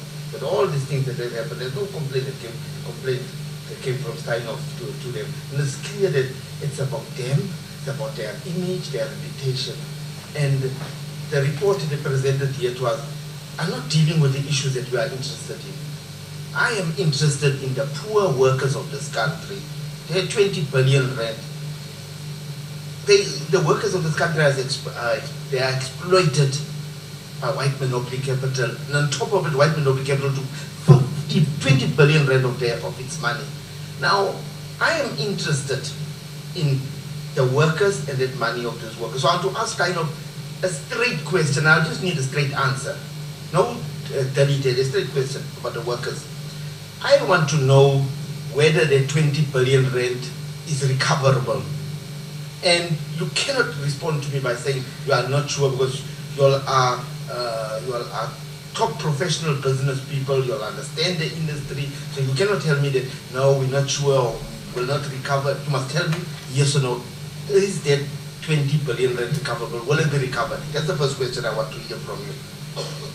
Can we recover the 20 billion? Will you recover the 20 billion rand of workers' money? Because we want to go and tell workers, if you can't recover, we want to go and tell workers that your money is gone. We want to be honest with our workers, that your money is gone, it's been stolen, this is what has happened with your money. So give us an answer today. Will you recover the workers 20 billion rand? That's the first answer I want, question. The second question I want to know. I need to know, because we don't want to read these things in the media, I need to know, we need to know, or I want to know, what is Mr. Jayendra Naidu's role in that 20 billion rand? And who profited out of the 20 million rand of workers' money? But I don't want to know what was his role in that 20 billion rand, because he was one of the key people in that thing. So I want to know what was his role in the whole thing and whether he benefited out of it. And then lastly, I need to go back to Treasury. You see, Chair, this new tendency in the 6th Parliament, we're not going to accept it. You know, when Treasury are not doing their work, when ESCOM does not do their work, when the various officials in ESCOM are stealing and they're not doing their work, and you go to them, they're all hiding behind state capture. They'll tell you about state capture, malfeasance and all and stuff like that. When they are failing to do their work, then they are telling you about state capture. And the very same ones that are stealing there will tell you, no, it's the state capture. That's why we're in this situation. We're not going to accept it. You must do your work. When state capture report comes here to this Parliament, we'll deal with it decisively, the state capture report. So I don't appreciate it. When we ask what is happening with the investigation of Steinhoff, then you get a response from Treasury that the Hawks are slow with investigations, they're not doing anything on Stina dairy farm. What is that then? We don't want that then. Don't do that to us. Please don't do that to us. Don't hide behind your failures. You want to blame state capture. And when we raise the difficult questions, then you want to say it's fight back. It's the fight back, it's the pushback campaign. No, we are going to continue asking the difficult questions, whether you like it, whether it's on anything, ESCOM, public protect, we're going to continue saying what you want to say. And we don't care whether you'll say it's pushback or it's a fight back, because you all are hiding behind pushback, fight back, and state capture, because you are not doing your job. You must do your job, officials, and don't hide behind those kind of things. Thank you, Chair. Thanks, Honourable Dex. Honourable Liz. Mr. Chairman, the Steinhoff collapse is the biggest corporate fraud in the history of South African corporates. But the fact is that Steinhoff's still trading. There's still a chance that Steinhoff will recover to the point that some shareholders, or these shareholders, will recover some of the losses. And so despite the fraud and all the rest that caused all this, I think there is some merit in the efforts being made to save the company, or companies, group of companies. And so the board, the various boards, executives of the companies have an enormous responsibility to save the company, build the value in the company so that the investments from the government employees pension fund, amongst others, may be recovered in some time in the future. So part of that obligation on the Steinhoff board and executives must surely be to work with the regulatory and enforcement agencies. And Mr. Chairman, at the last meeting, the same issues were raised, and yet today we have the same complaints. If I remember correctly, General, the statement that you were waiting for, what you're waiting for now, you were waiting for in March. It's now, what is it, 18, 19, probably 20 months since December 2017, and we haven't yet got a statement. Louis, Heather, where's the statement? And please just explain to us why it's taking so long. Mr. Chairman, then with regard to the hawks, in March, we castigated you because you, in 18 months, had followed one transaction, I think, if I remember correctly. 5 months later, how many transactions have you now followed? Are you completely reliant on a report done by PwC, paid for by Steinhoff and indirectly by government employees' pension fund, to do your investigations? What are you doing?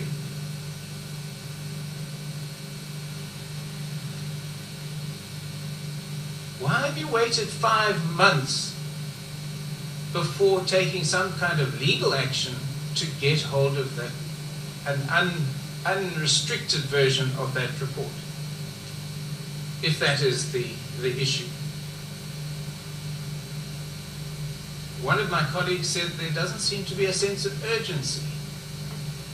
And sometimes I get that feeling. We've been through, I don't know how many of these sessions, Mr. Chairman, over the last 20 or whatever months it's been.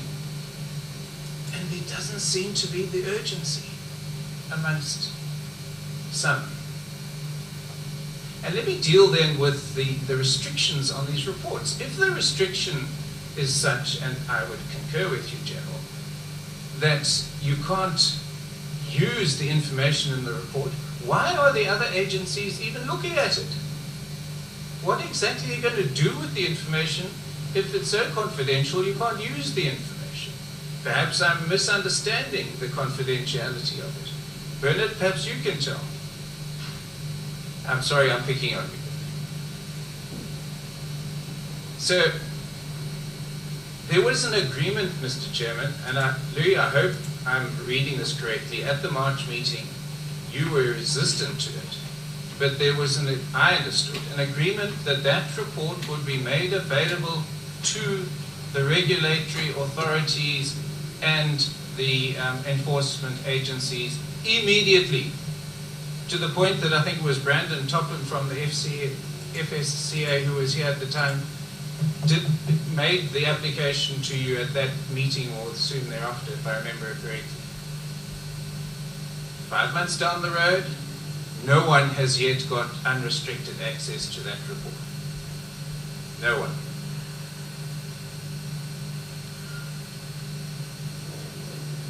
Rory, you talk about delinquent directors. What is stopping you finding out the information you need to make them delinquent? Mr. Jooste is still probably owns a whole lot of racehorses or whatever. I don't know what his personal finances are, I withdraw that. But he clearly is not feeling the pinch in any way. Why is it taking you so long? Are you also reliant on Steinhoff to do the work through the PwC report? So I'm illustrating the lack of urgency, but in that, please explain to us, explain to South Africa, why the biggest corporate fraud in the history of South Africa is taking so long.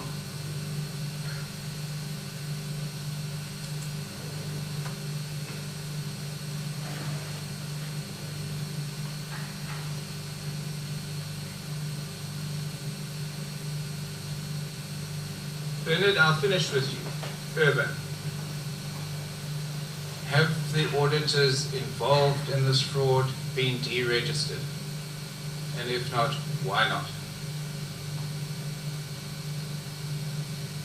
Mr. Chairman, I think that's sufficient. Thank you. Thank you. Honourable Woodfield. Thank you very much, Chairperson. My first question is for Steinhoff. I'm just interested to know whether Steinhoff believes that they are acting in the interest of the general public, and to what extent they believe that their own interests are in fact aligned to the interests of the public. And can they demonstrate to this committee how they believe they have acted in the interest of the public at large and the victims of this fraud? Not just the 500 or 700 people who subscribe to the webcasts, but the broader public at large. My second question is for the Major General. Given the multi-jurisdictional nature of this investigation, I would presume that extreme collaboration would be required with transnational agencies and partners. Yet the presentation was silent on which partners the Hawks and the NPA may be collaborating with, and if the committee could perhaps get some insight into the nature of those transnational collaborational partnerships and who those partners are, and whether those agencies are in fact collaborating with the NPA and the Hawks. Just an insight into the much broader nature of the investigation, which extends far beyond our borders. Then to Ms. Newton-King.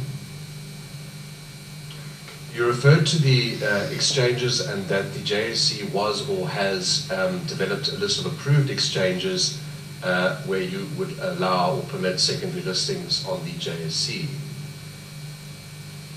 I'm interested to know whether the JSC in this matter has identified glaring loopholes in the exchanges involved in this matter and what those loopholes are. And what the JSC considers non-negotiable regulations that would qualify an exchange to appear on that approved list of exchanges, and what those non-negotiable regulations would be. I understand that you can't go into too much detail, we don't have the time, but just one or two of the key non-negotiable regulations that would permit a foreign exchange to list or to partner with the JSC. Thank you. Thanks, Honourable Mrolo. No, thank you very much, Chairperson. Let me preface my first set of questions by saying that I'm facing on this matter for the first time in Parliament. So some of the questions that I'm going to ask may have been previously asked. Chairperson, given the fact that this is, as a few speakers have already alluded to, the fact that this is a classic example of corporate governance failure, I would want to know how much has the interim board of Steinhoff earned in fees since the collapse of Steinhoff, and what justifies those fees. Two, in your summary report, which was released last year, the names of executives which were implicated in this fraud were withheld. We would want to know whether Steinhoff is protecting its own executives.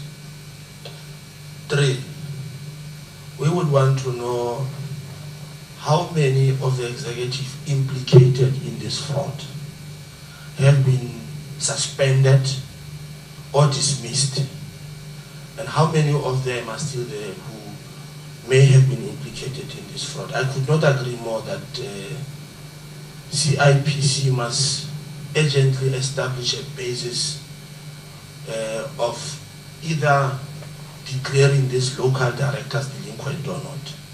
I think we really need to establish that basis. Perhaps the last question is that Deloitte will soon be replaced as the auditor of Steinhoff.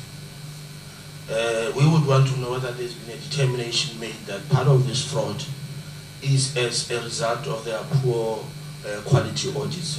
Thanks, Chair. Thanks, Honorable Abrams. That is. Yeah, thanks, Chair. Chair, the presentation is appreciated. However, I also want to join the other members in condemning even the quality of the report of Steinhoff. It is not as if Steinhoff is the main person why we are here today. Other people seem to have gone to some degree of work to ensure that they've done something. But, for example, Chairperson, I would like to refer them to slide number 5, where they say there's a litigation committee that is in place and the names are there. Now, we do not have an update as to how far they have gone. What is it that they have done? Now, I think, like everybody, I'm questioning the financial situation of Steinhoff, but they are saying that their turnover is very strong. I would like them to talk a bit about that. On the PwC investigation, my question is, at what cost and what are the time frames? Because generally, Chair, I also feel that in terms of how they have reported, it seems as if it's business as usual at Steinhoff. Chair, coming to JSE, just one clarity which I think is not the first clarity that we're seeking with them, whether trading of Steinhoff bonds and preferential shares are still suspended. That's a question. If you have spoken to that, apologies. Chair, my other question is on the Hawks. And I really feel for the Hawks. However, I think they do have investigative powers. You could subpoena the information that you're looking for. And if you can't do it, you can share with the committee why can't you subpoena them. And just a comment on NPA. If my memory serves me right, the last time we interacted, we got the same response from NPA that you have a joint presentation. But I thought the Hawks team seemed to be expecting your arrival and you would have something to say on your arrival. However, they also did indicate that you have had an input on the presentation. My view is that you are two separate entities for a reason, and you are coming into the joint committee here for a reason. And I would like to know what is it that you can add to what Hawks has presented. Chair, on the regulatory board of auditors, I also feel that there isn't much of a pressure that is put on Steinhoff in terms of communicating with them. But maybe lastly, Chair, on FSA, there is an indication that there's leaked information, and that is an irregularity that is being investigated. My question is, are they more interested in the person leaking the information or the wrongdoings that are taking place at Steinhoff? What stands above the other? Because for me, the person speaks of things that are happening. So where is your real interest in these issues? Thanks, Chair.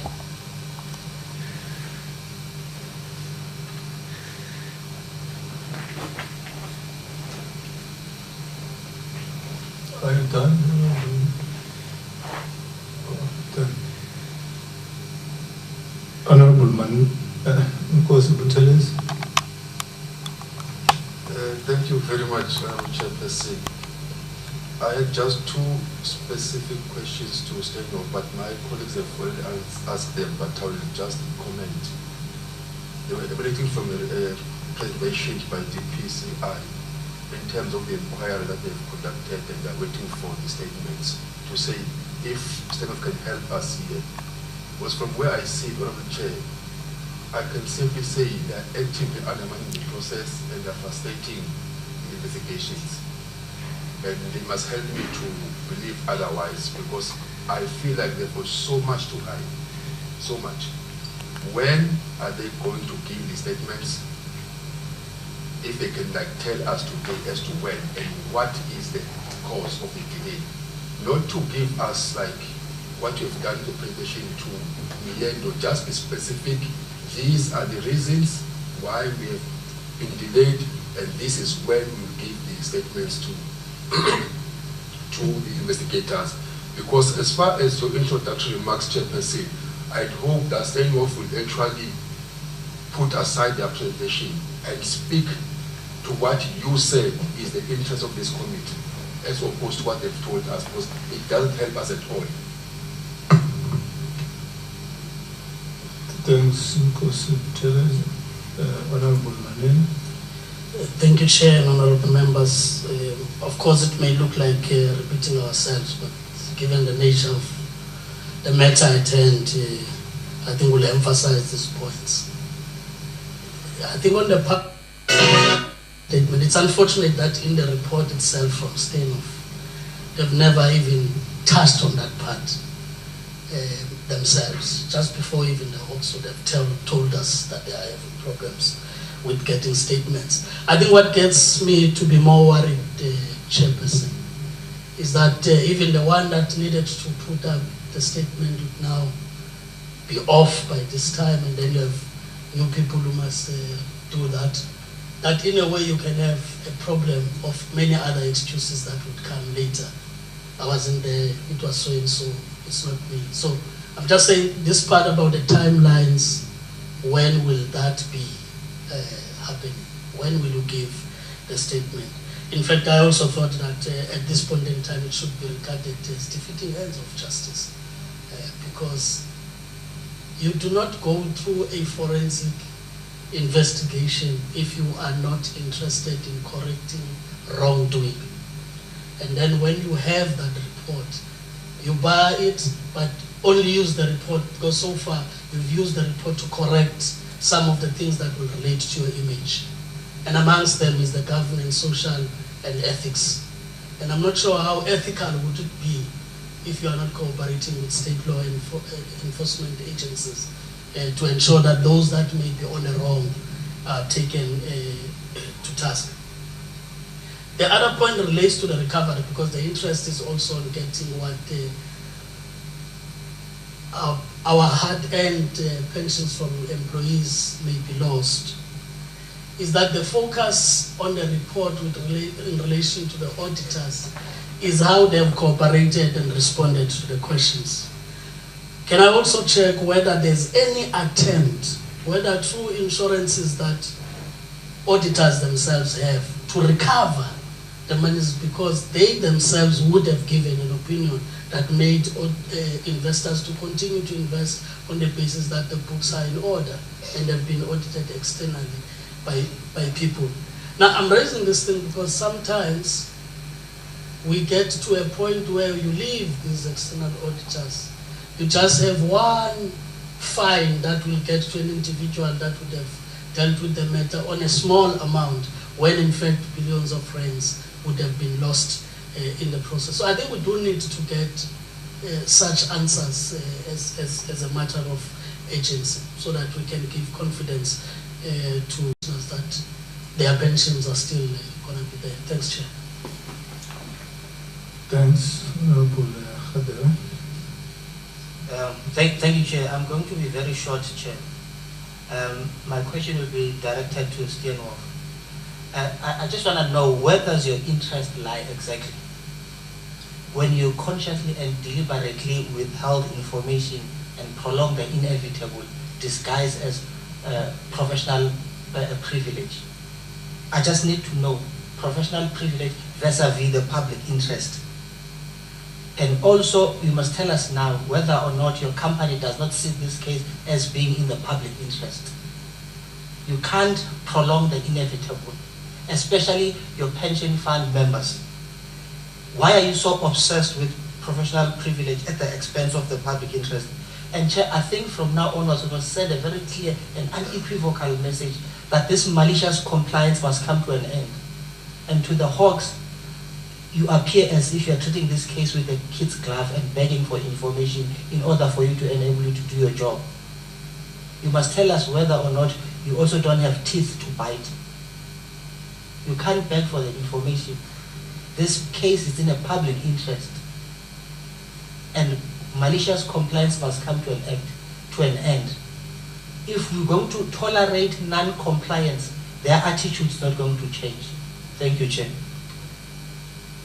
Thanks, Honorable Sharamu.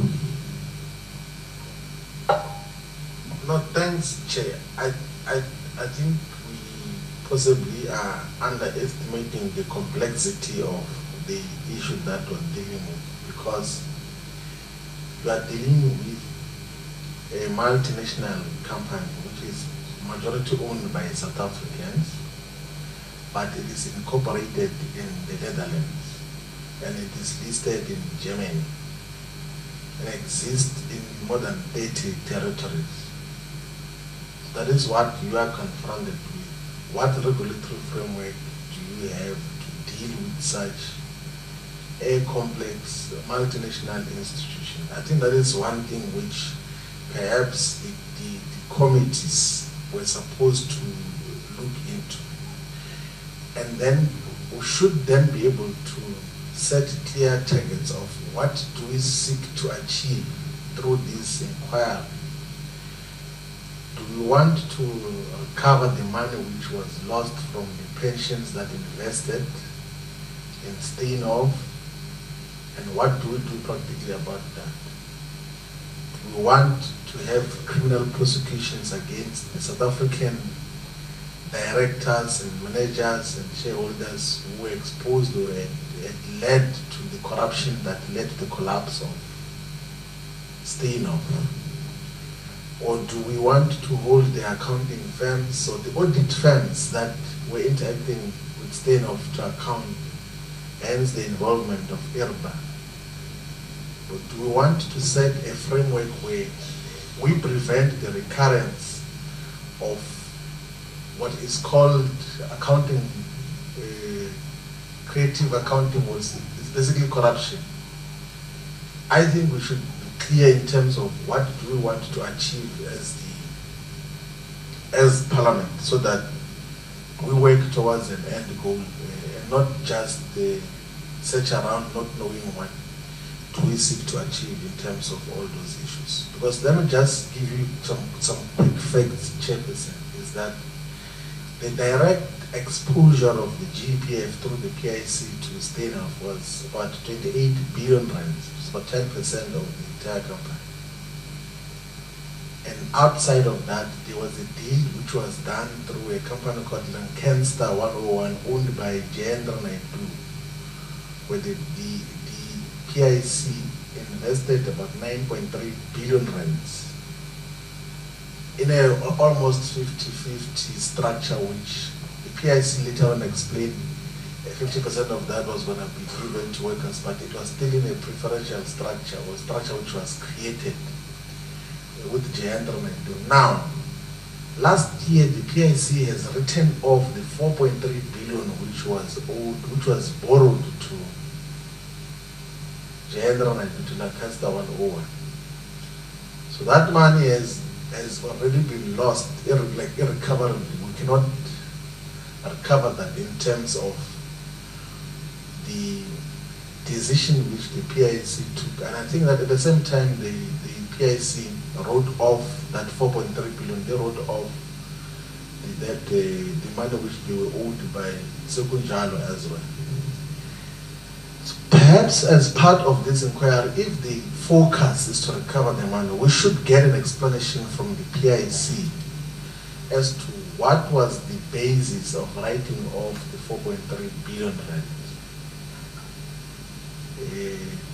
What were the loan agreements as to what happens when the share value of the shares which the PIC was buying through Lancaster are depleted in the manner in which they are depleted now, or declined significantly, so that we can then know if there aren't other mechanisms and interventions that can be explored to recover that money. Because I'm sure that despite his exposure to Lancaster and therefore Steinhoff, Jayendra Naidu is exposed to other corporations as well. And there should be consequences, like if people invest, more so that he was playing a role in Steinhoff in one way directly or another. Because I don't think that we should be engaged in a wild goose chase. We should clearly know what do we seek to achieve in terms of all these things. So part of what we need to do, perhaps through the Standing Committee on Finance, or through this process, we might need to get a better explanation from the PIC. We should get an explanation from the PIC in terms of broadly what is your investment policy, what do you do when you lose or you face the possibility of losing such amounts of money. There is a question which we asked when we met with them last week to say, you are overexposed to NASPAS at more than 250 billion rand worth of shares. Do you have a mechanism to prevent such being depleted completely? What do you do when NASPAS faces the same crisis that are faced with Steinhoff? Because I honestly think that the other issues that we're trying to deal with of prosecution and a variety of other things, by the look of things, will not go anywhere, because the National Treasury's attitude towards the whole process is repulsive. IRBA is useless. The Independent Regulatory Board of Auditors is useless. There's too many audit collaboration for corrupt purposes that happen in South Africa. But there's never been an audit firm that has been held accountable. In most instances, they try to isolate the individual auditors and hold them accountable. But the KPMGs, the PwCs, almost all of them that exist in that space, they exist and engage in wrong practices, and there are no consequences for them. Deloitte, almost all of them, they are involved in some sense of wrongdoing, and there's no consequences for all of those audit firms.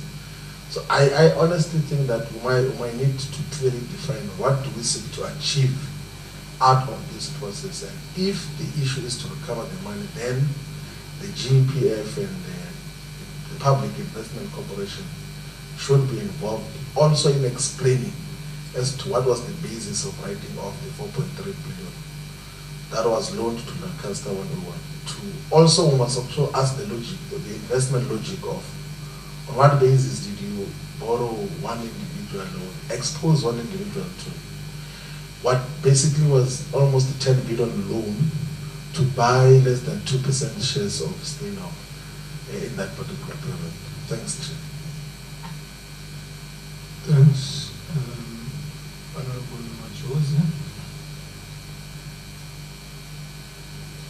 Thank you, Honorable Chairperson, honorable members. I think I will also anchor what Honorable Shivambo said on the regulatory model on the matter, since it is an international holding.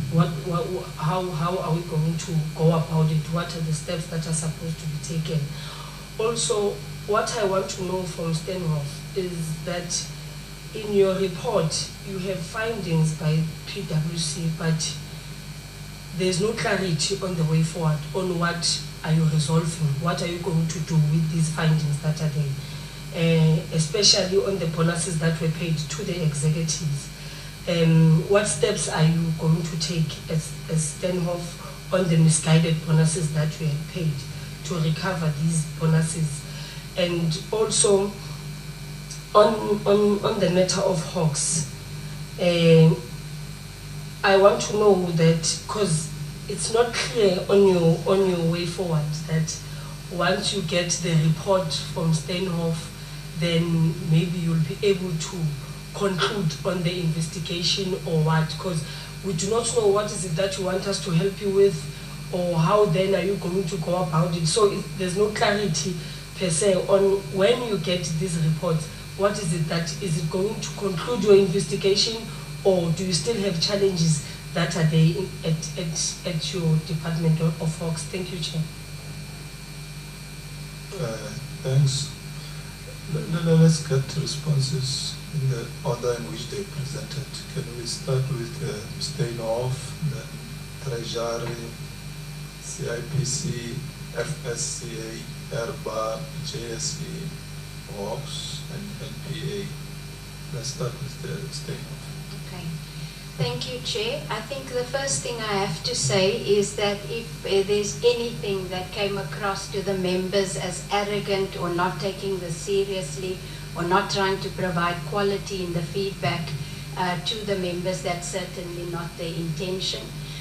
We take this incredibly seriously, and I think maybe just to give a little bit of background, which I think may serve to answer some of the questions that had been asked. In the events of 2017, what occurred, and with the following the resignation of the CEO, was that the company ran into difficulties with regards to liquidity, and some of its debts became due. Now, as a company, what it needed to do was to respond in the interest of shareholders to avoid a liquidation and to ensure that the company continues to be a going concern. That was first and foremostly. So the people who stayed behind, I referred to it previously, were the ones who ran into the burning building. And what we had to do at that time was to ensure that we maintained liquidity in the underlying operation so that they could continue to trade, and we could figure out a solution with the creditors so that they didn't call an event of default. Had that occurred, there would be no company today. So I think the first priority was, and the question was asked, in whose interest do you act? The first port of call was to ensure that we could ensure that there would still be a company. So that was first and foremost, and that took a lot of our attention in the early days from 2017. I think one of the things we did, just to give you a visual, was to draw a picture of the biggest loser, and that is the pension fund holder, which in South Africa is a pension fund holder through the PIC to the GEPF. We had to maintain that that was the entity or the group or the individual from a humanity point of view that had lost the most. What we orientated ourselves towards as a company was to say, let's aim to do right by that individual. Because our view was, if we could get to that, we would have solved all our other obligations. We would have managed to be able to repay our debt, which is our critical priority for the company now. We would have managed to deal with litigation, which puts the company and the going concern under threat, and we would be able to preserve some value in the company so that that could be returned to shareholders. So in terms of how we are orientated, in terms of what we see to be our critical mission, it's to conduct our affairs in the interest of trying to reach that goal. Whether we die in the process, we can't foresee that. We are trying our best not to achieve that. So this is our reverent commitment to this process.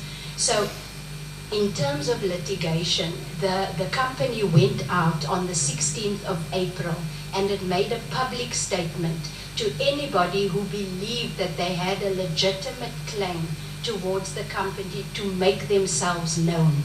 Many of the shareholders are involved in litigating. So while the company needs to navigate its process through the litigation, which now threatens the company, so that it gets to the other side, so that it preserves some shareholder value, that is now ours to navigate. But many of the shareholders are involved in the class action, so that if there is any recoveries from that process, they will be dealt with in that process as well. But we can't waver from the mission. We've got to get through the litigation, and hence what my colleague Louis explained, we have to try and find a strategic solution to litigation so that we can stay in control of the company, so that we can go through a controlled restructuring. And what that means is we don't want the company to go into a situation where it is liquidated, because typically in those scenarios, assets get sold below their values. And if we can stay in a controlled process, it means we can go through a price discovery process to see what the assets are actually worth, in a controlled process, sell off whatever assets we need and can sell off, repay debt, and manage to be in control of the company through that process. So that is the mission. That is what we are attempting to do. As far as the comments with regards to the Hawks, I've been in this situation before. It's like a deja vu, unfortunately. And our approach as a company, as demonstrated through what you have heard from all of the regulators, it is cooperation, it is transparency, it is access to the report. The challenge that I have, and we do not agree with the comments that are being put forward by General Kana as a company. In fact, the statement, the draft statement, is with the Hawks currently. And that on their request. And now we also have to be careful, because we are protecting the company against inbound litigation, also in the interests of shareholders. So what we, and I am just, my disappointment comes from the fact that this entire meeting now has been swayed towards asking the question, why does Steinhoff not cooperate? Our experience has been that we have run into difficulties in trying to protect the privileged nature of the report in the interest of the stakeholders of the company, so that we can protect it. We also need to be sure that if there is a criminal investigation, that can run its course, and that we don't, by virtue of going into uncontrolled, irresponsible civil action, need to make more documents available that then become the defense on the other side of what we think needs to happen, which is a full criminal process. The one thing that the company cannot control, what isn't in our hands to control, is a criminal prosecution. Everything else that we have been able to take charge of, to provide information on, we have done. We have acted civilly. We have on civil cases. We have released the financial results, which was a massive task, but it was a request from shareholders that we prioritize that. We've been through the process. The reason I mentioned the AGM is because I also think that it's important for members to know, and people would want to know, that we are dealing with a company responsibly, that we are maintaining the going concern status of the company, because that is in the interest of the shareholders. So my sense was that the members would want to know that. So as far as our responses to the Hawks goes, we did have concerns initially about how we were going to protect the privileged nature of the report for the reasons that I have described. And when the NPA got involved, we actually had cooperation. There was a meeting which was reported back to me to say that they are reviewing the report and they are getting the information that they need. We had committed to the previous chairs of this that the request was that every week on a Friday at 12 o'clock, a report will be given to this committee on what progress has been made. And I want to respectfully request that we reinstate that, because I think that's the only way we're going to be able to get to the bottom of where the blockages actually are. And like I say, we can't control the criminal prosecution process. We can only assist, and we also ask the assistance of this chamber to ensure that we stay on track in that regard. I just want to make sure. Sorry, Chair. Yes.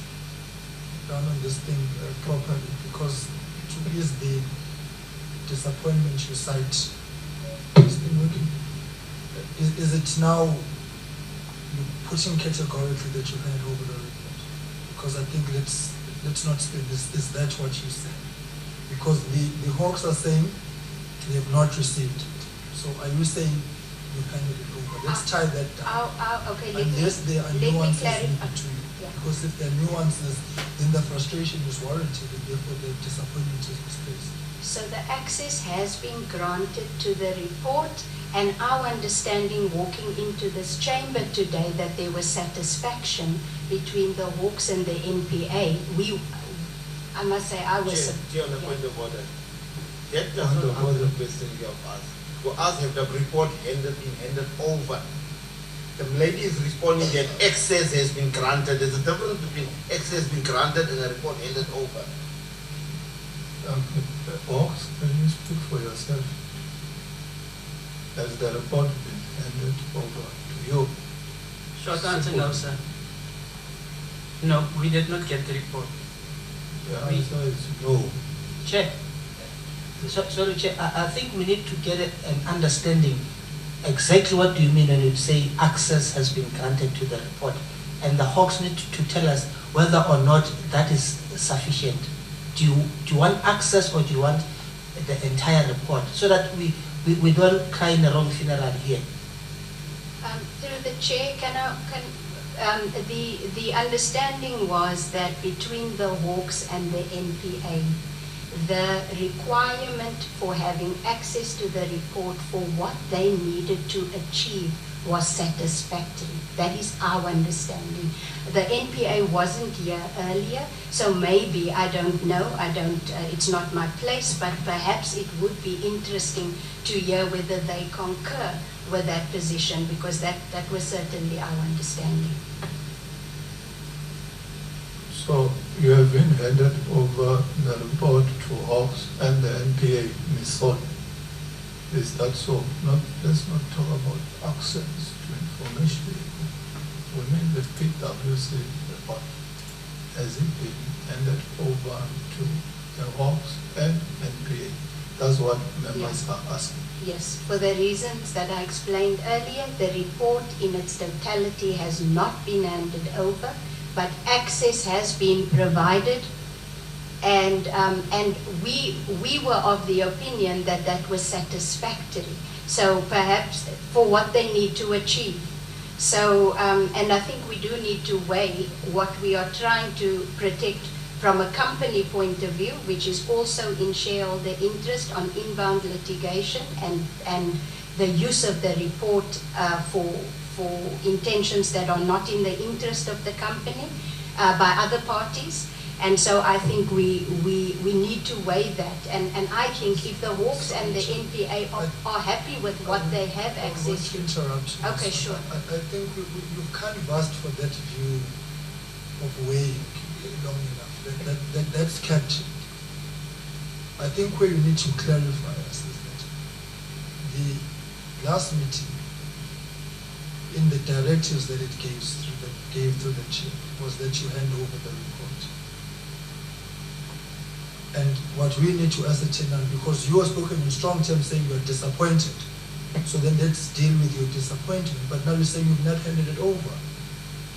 So the Hawks would be well within their rights to come here and say that what was agreed to has not happened. Notwithstanding all that you have said, but what the issue is fundamentally that. That's why members are sitting here and all of them zooming into that particular issue, because what was agreed to has not happened.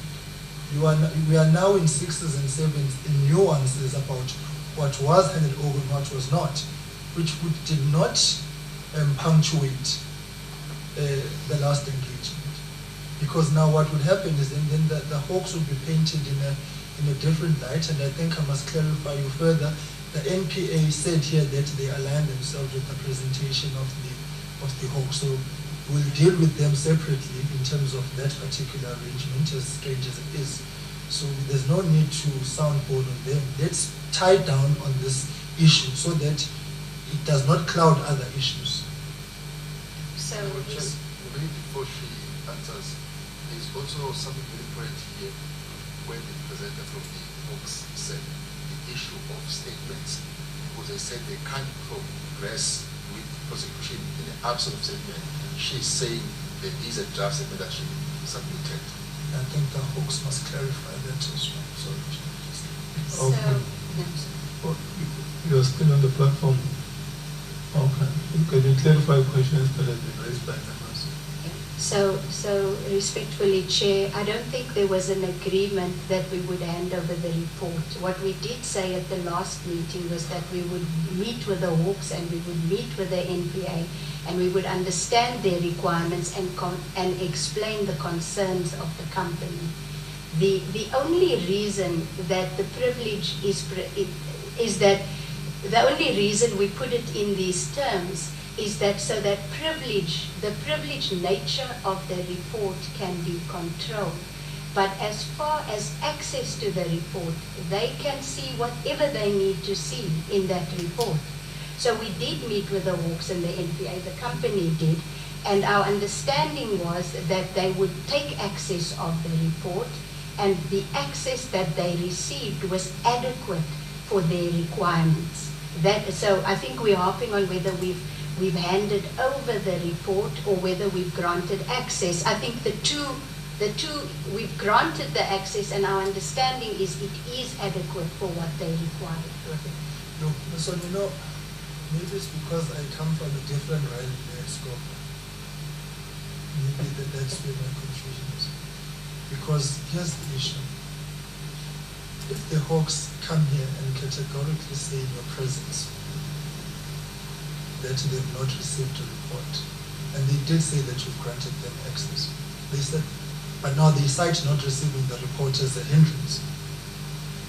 We can go back to whether you saw it as an agreement or not, but don't you find it fundamentally strange that you can sit there and categorically say that you want to control the nature? You are controlling an investigation. Do you hear how that sounds? Does that cause you no unease that the report which must unblock the way you would want to control that report so that you can determine the terms of reference on how it is utilized? Doesn't that, just on the surface of it, sound odd, and then of course agitating in everybody and anybody in this room? It's justified. Maybe I can help. Because I think we also need you to clarify us here categorically as to whether you hand over the report or not. Then we move from that basis so that we can deal with the Hawks in a parliamentary process in terms of their own issues. But I think the more we speak about this, the more suspicious it becomes. And that's where the discomfort comes from. So maybe I can assist of a bit of a legal background. There's no benefit for Steinhoff to not cooperate with the Hawks. There's no benefit. Let's just start there. It seems like there's a feeling in the room that there's a benefit for Steinhoff to do that. I want to categorically state that there's no benefit financially or otherwise for Steinhoff not to cooperate with the Hawks. However, this group has got two options.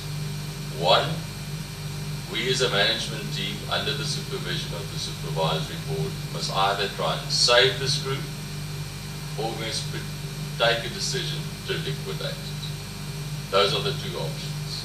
We've taken the decision to try and save the group, and by doing that, we have to take into consideration the interest of very many stakeholders, not just in South Africa, but in many jurisdictions.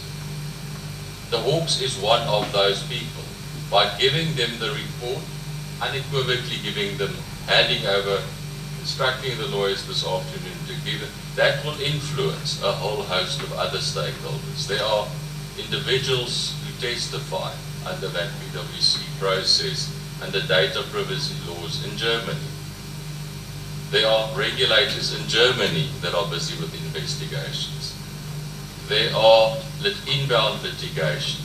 There are outbound litigation that we are busy with.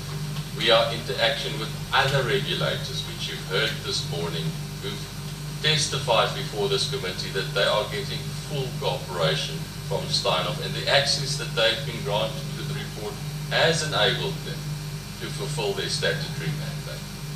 Ultimately, to navigate through all that path, we have to protect value for all the stakeholders. The only way for people who've lost money to recover any of the money that they've lost is for this group to be saved.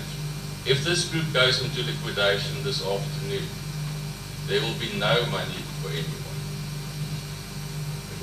I think, Chair, there's, Can I start from here, please? On the meeting of 31st January 2018 and the meeting of 27 February 2018, Steinhoff committed itself to cooperate with the regulatory bodies and the law enforcement agencies.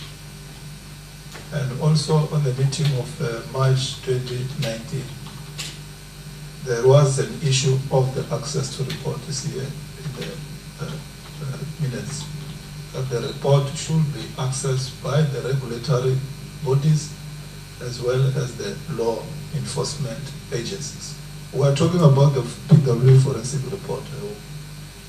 Yes. So from day one, when there was a meeting in January 2018, there was an understanding, because the collapse was in December 2017. And the following month, there was a meeting. And there was an understanding and a commitment by Steinhoff that it will cooperate with the law enforcement and the regulatory bodies. And the same applied in the March 2019 meeting, where Steinhoff also committed itself that it is pursuing civil claims against the implicated parties. And their names are here, those who are implicated. They are in our minutes. Smokas Josten, Derek Schreiber, Ben Lecrange, Stefan Grobler, Sigma Schmidt, Alan Evans, Jean Noel Pasco, and David Raman. These are the names that we have disclosed. We don't know of others. And, I mean, we have been discussing this matter for quite some time. This is not a new meeting. There has been commitment from the word go when Parliament started to engage with this matter. And the interest of Parliament, because we represent public, is to recover pension fund, which belongs to the employees. And I don't know of any person or of any company, whether juristic or otherwise, which can disallow law enforcement agencies to have access to its business. Otherwise, it means we have a law for the poor and a law for the rich. And I'm not sure if this does not happen, Hawks and NPA, it will undermine your credibility forever. Because you will not have done what you are supposed to do to corporate body. And once you start to pursue poor people, because they don't have the lawyers that Steinhoff have, people are going to question you. So you will have to tell us whether you have a minimal or whatever access to individuals, but to companies you apply different rules. But from the 31st of January 2018 meeting up to the last meeting of March 2019, Steinhoff was committing itself that it will access all relevant information to both regulatory and law enforcement agencies. And what is this issue of access and not hand over the report? Let's get it from NPA and Hawks, then I'll come back to you, members. Thank you, Chair. We just want to place on record that our prosecuting team has indeed been granted access to the reports on no less than 2 occasions.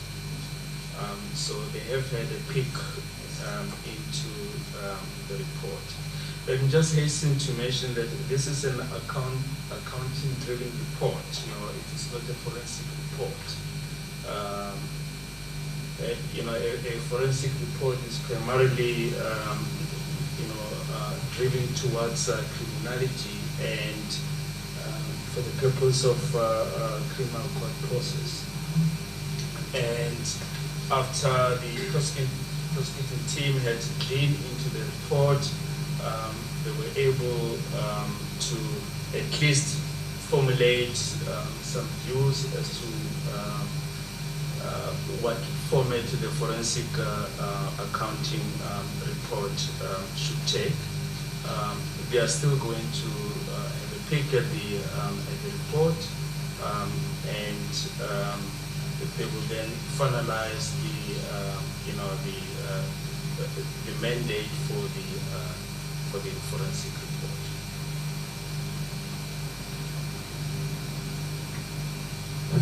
You're complicating the matter further. You have a claim on the report, you took the pigs, and then you NP. Well, what are you talking about?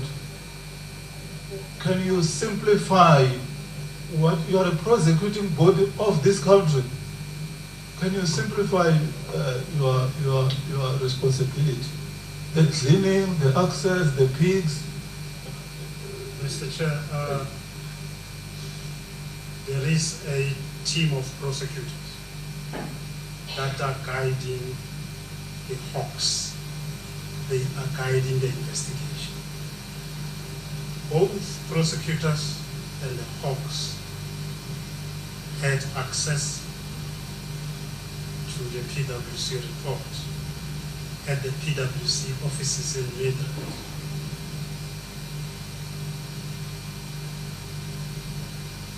Upon reading the said report, it became apparent that that particular forensic report was for accounting irregularities, and that's it. So meaning it will serve prosecution no purpose going forward, but it will assist the police with pointers to investigate further. So, to answer one of the honorable members, what did the LPA do? Since the March 2019 briefing, I just want to address that. There were 8 case planning meetings between the Hawks and the LPA. And complex cases of this nature take a very long time. Chairperson, allow him to finish. But he's not responding to the issues at hand. No, let's allow him. Let me protect him, then I'll come to honorable members.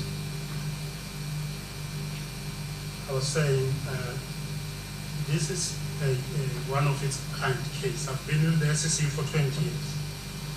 We've never dealt with a case of this magnitude with multi-jurisdictions, but the team appointed to guide this case those are the best we have. The lead prosecutor is the one who did the land bank recently, successfully. And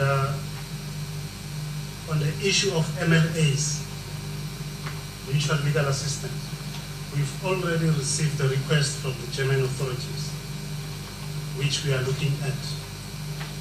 But at this stage, as the NPA, we cannot request assistance until our investigation is complete. You need bank account details.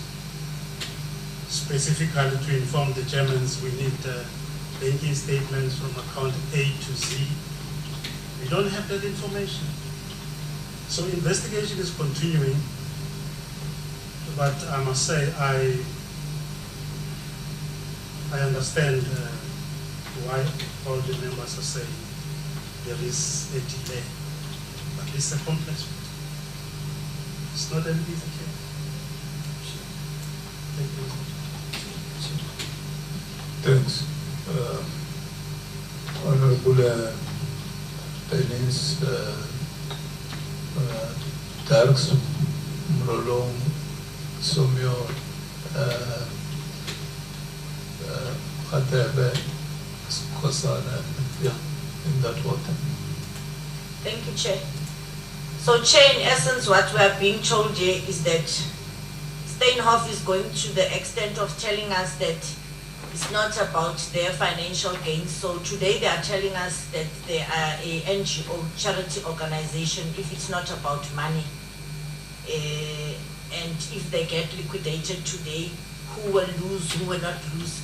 So they must not sit here and act as if there are some charity organizations when indeed they are a business.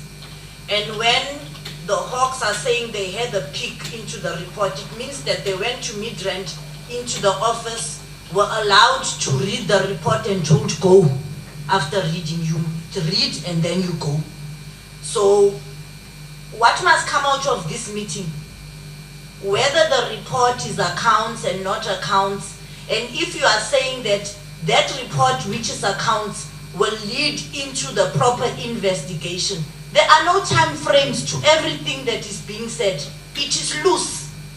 You are not saying that we'll see the report when time frames are this. So if the response that you have the best people on the team who have just recently resolved a case, it means you are telling us in 20 years' time this Steinhoff thing can be resolved because you'll still be waiting for accounts from another country and whatever. When on the other side, in the reports, you have the perpetrators, which the chairperson has named.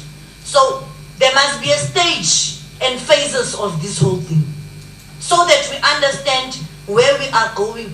Now, all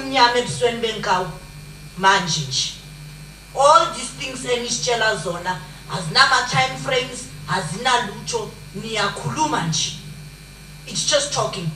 So where I'm seated at, it means the Hawks went to some office in Midrand, were told read and go, and that is exactly what they did. Now you need to chronically tell us that having looked at the reports which you don't have, because they are accounts, which will then wait for SEPs to then start an investigation, which will then lead to the proper investigation, if I understand English.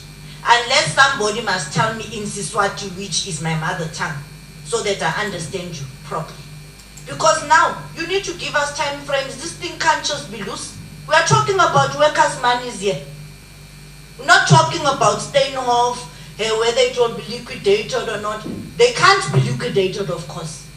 Because then they need to tell us where the workers' money will come from. Thank you, Chair. Yeah, Chair. Yeah, thank you, Chair. You see, Chair, many of the members ask specific questions to Steinhoff. And Steinhoff responds to us in a generic way. They're not answering the specific questions. That is the problem in itself.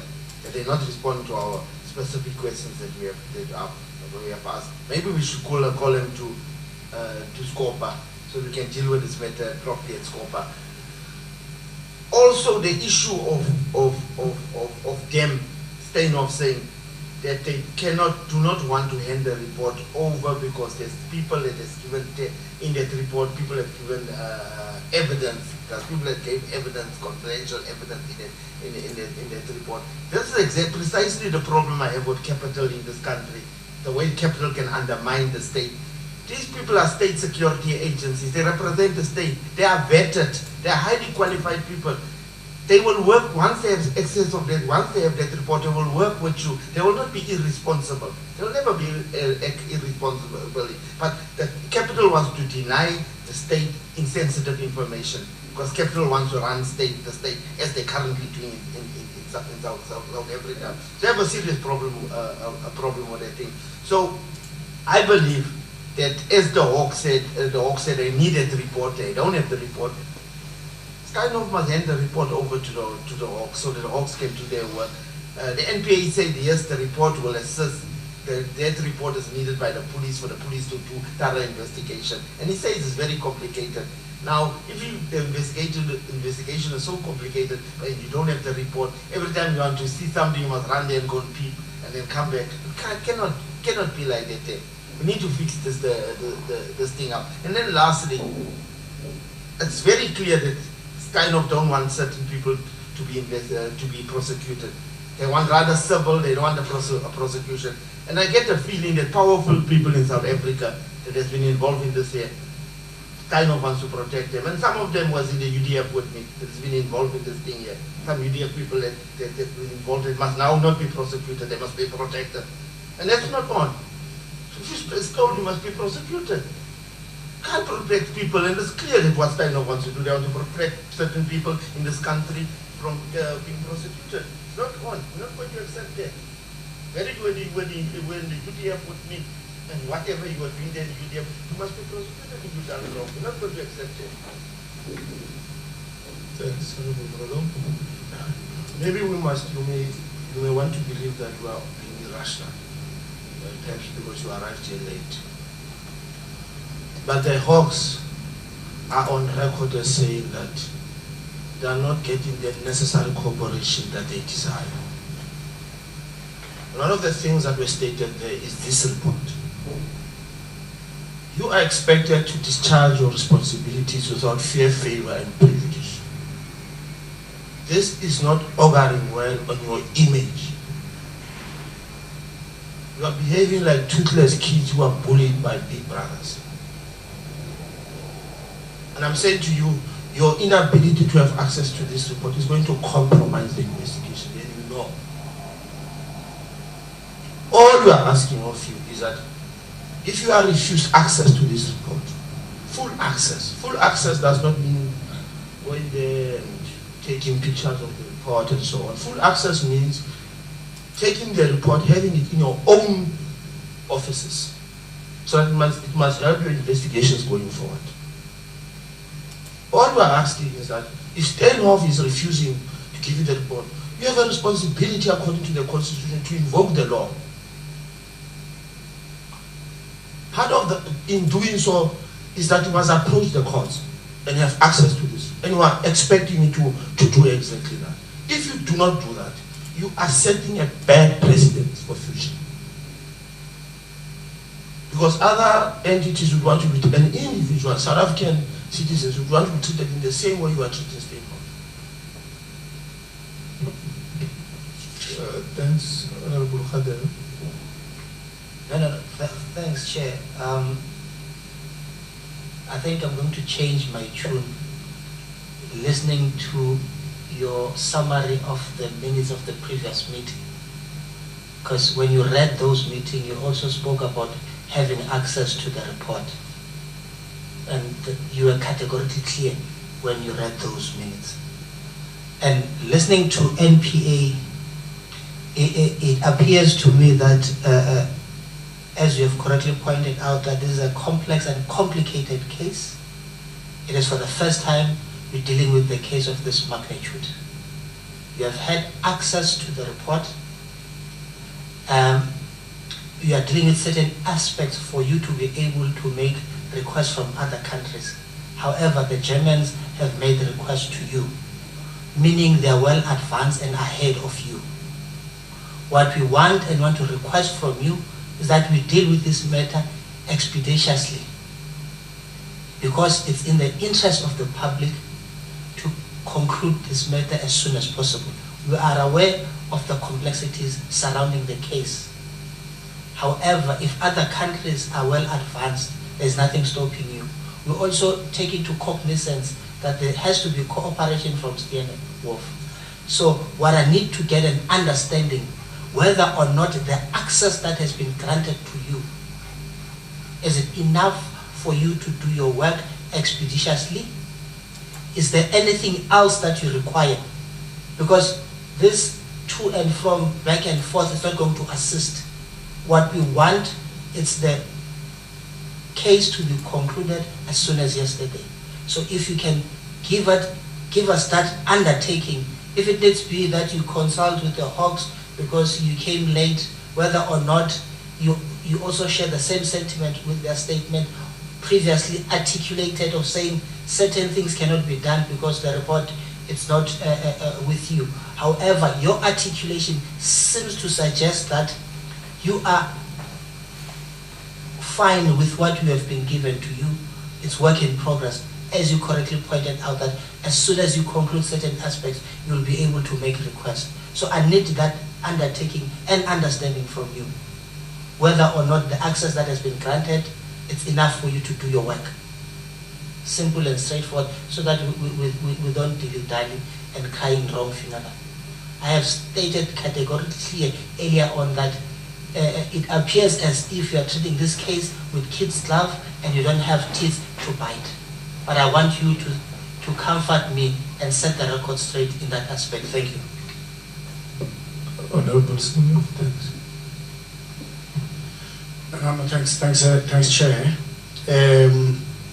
On the merits of everything that has been somewhat said, it's clear that there is an agreed operational way for the entities to deal with certain things.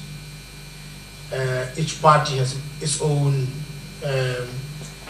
modus operandi, and I don't think sitting from this side is to delve much into such operational path of each and every entity out there.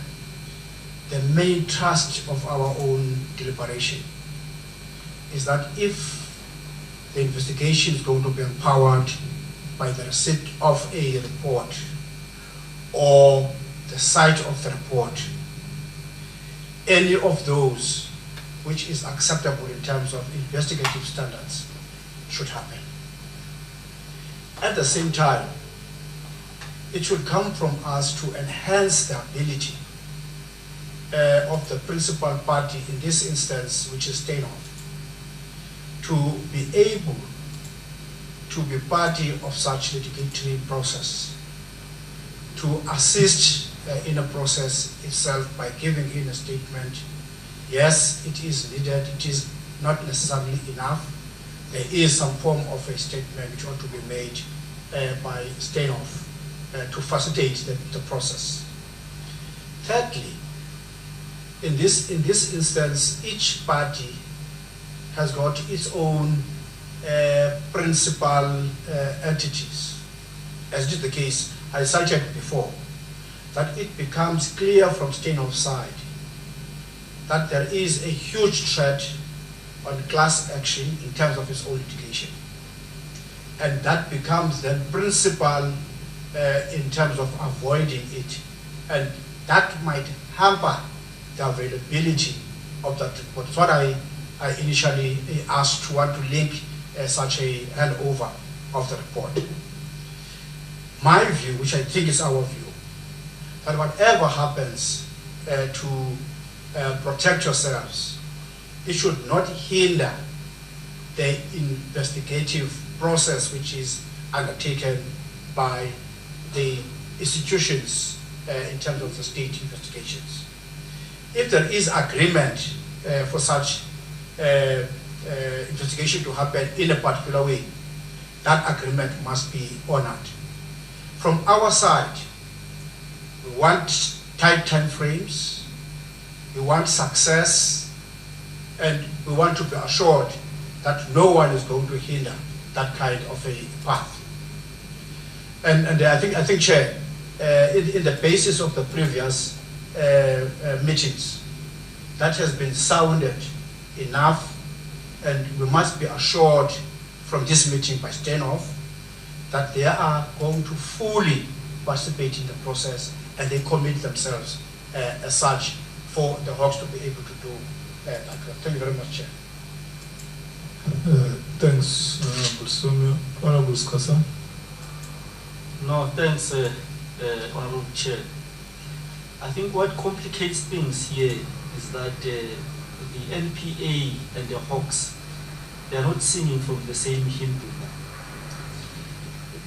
When I was just listening to the NPA, they are saying that they got access to a certain report. However, that report is an accounting report. Therefore, they can't use it for prosecution purposes as the NPA. However, the Hawks can use the same report for pointers purposes. But earlier, when the general from the Hawks was speaking here, he said that their hands are tied. They can't move because of a certain report which is outstanding. And our understanding is that both the NPA and the Hawks, they are working together on this particular issue. But they are not singing from the same inputs. My question would be, from my question to the Hawks, the report which the NPA is talking about, that they said it can assist you to do your work, it can give you pointers. Is that report not assisting you? Do you still need another report for you to do your work? Because according to the NPA, that report, that accounting report, it's useful to you as police. It's not useful for them as the prosecuting authority, but as the police, you can use that report. I just wanted to get carried on that because they are not singing from the same hymn book. I think that would then assist us in moving forward. Thanks for the Chair. Thanks. Can we get the responses? Thank you, Chair. It's rather unfortunate, Chair, that it's now seen as if we are not singing from the same hymn book. And I don't disagree with the Honourable Member. And I want to start by say I fully agree with Honourable Shivambu when he spoke about the complexity of the matter. To get firstly to the report, I don't think there's any ambiguity in the issue of whether we did or did not. At the last meeting it was said, an instruction was given, hand report. A question from the committee is, did you get it or not? The answer is no. What happened? And I think this is the problem. If we were able to engage with Steinhoff, it would assist because then you are engaging with your complainant. But if we have to engage with an attorney who sit outside, that's the problem. I don't deal with attorneys, sir. And I said it to the attorneys when we met in Matrain. I asked why there was nearly 12 attorneys in that room when we went to go talk about this. And I asked them straight, why are there so many attorneys in this room? You are even outnumbering us as the police who come to look for investigation purposes. I didn't get an answer from them. We looked at the report. No, we spoke about it. Now can I get to just explain to the committee when we investigate. And at commercial crime, my job is on a daily basis. We will question its scope at some time. Why are you paying so much for accountants, auditors? And you are dealing with this. Now why we appoint auditors is because the accounting language and what happened is too big for us as police persons to understand. Now we appoint auditors who go and audit what went wrong. And this statement I'm referring to, sir, that would turn the inquiry into a docket. The statement should actually say to us, coming from the audit that we have done, forensic audit we have done, we've encountered the following 100 issues. And then you elucidate every item one by one to make it understandable to me, who must investigate, to make it understandable to the prosecutor, and to make it understandable to the court, to be able at the end of it to make a call, guilty or not guilty.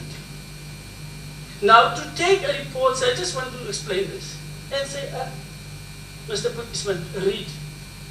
It takes away everything that the report, the audit was done for.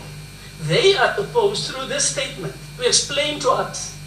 When you read this report, you will find the 100 transgressions, there's 100 accounting irregularities. Number one is this. Number two is this. And to number one, you append every bit of source documents to explain each one.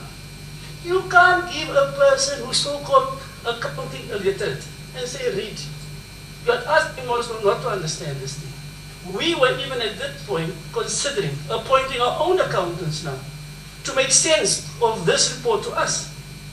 We said that there is and they amongst ourselves, me and Advocate Johnson. And we said to ourselves, but if we appoint our own accountants, there will be another outcry in this house. Because then we will have to come back and say, our accountants have to understand this entire 15,000 documents for them to investigate, make sense, and give us a report. And even they, TWC said to us, if you appoint your accountants, you are looking 20 years down the line. Now I'm saying, sir, I don't want to point fingers. I'm trying to say to this committee, that statement that I'm speaking about, the importance of the statement is to say this. Remember, they made the report to us. We did not force them to make the report.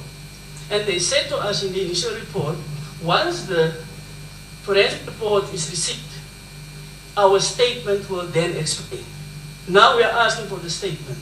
A statement should not come in drafts back and forth. Because I've got no problems to say that their accounting company without mentioning their name and their charity firm without mentioning their name are reputable and very well experienced. Why do we need to have draft statements? And I'm sure this accounting company have done this 100 or 1,000 times before. They should be giving me a statement once off which speaks to everything that should be spoken to, whatever they find. And if everything falls short, then IRBA and all these other accounting bodies, like Mr. Babu said, should come in and also address, because it should have been reportable things, findings from them. They should have had a comprehensive statement to us. And like Mr. Leach indicated, yes, we were lambasted the last time, and it was the period this long that we have said we are waiting for the statement. Now you expect not for us as police to say to an accounting company, you still need to add this, you still need to add that. Because the chances are that some of these things will even fall through the cracks. And the issue of the statement being for us to give us pointers, maybe the report giving us pointers. From my point of view, we are working as a team. And we cannot say to give me pointers, because when we work together, the prosecutor says to us, I'm looking at these charges, and I need you to investigate in this sense. Now, if it doesn't assist the prosecutor, it cannot assist me as an investigator, because we are looking at possible charges, sir. And I think just straightly put, we just need to investigate. And the problem now, to answer the other honorable members, I don't know the lady's name in the back. Sorry, ma'am. To answer a question as to we've got powers, are we toothless? And I think the other honorable member also said, we are not toothless, sir. But can you imagine if you have to force your own complainant through a subpoena to come give you stuff? The defense will hammer you in court, because you have to force your own complainant to come to court and give you information. We can do a Section 205 application, but the Section 205 for all the members, I'm sure, I'm sorry to preach to the learned, it is meant for a witness that does not work with you.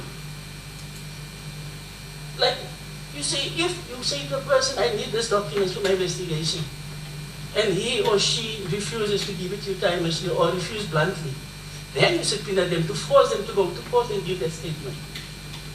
An unwilling witness. Now, we can't be going with an unwilling witness who suppose your case is reliant upon their cooperation.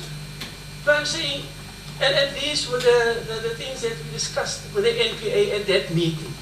And the attorneys for Steinhoff told us straight, I can't complain he was wavering this or that. He said, we are not giving you the report.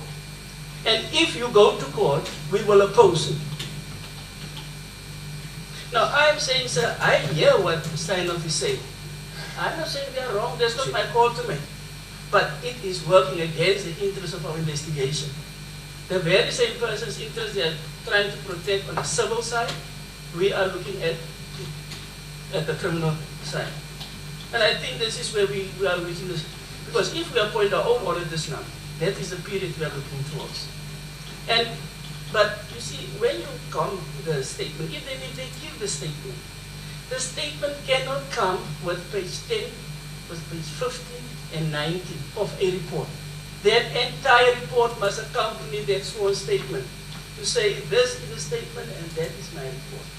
And I'm sure the prosecutors, we had a discussion, they also need the entire report because the defense will ask why is the others.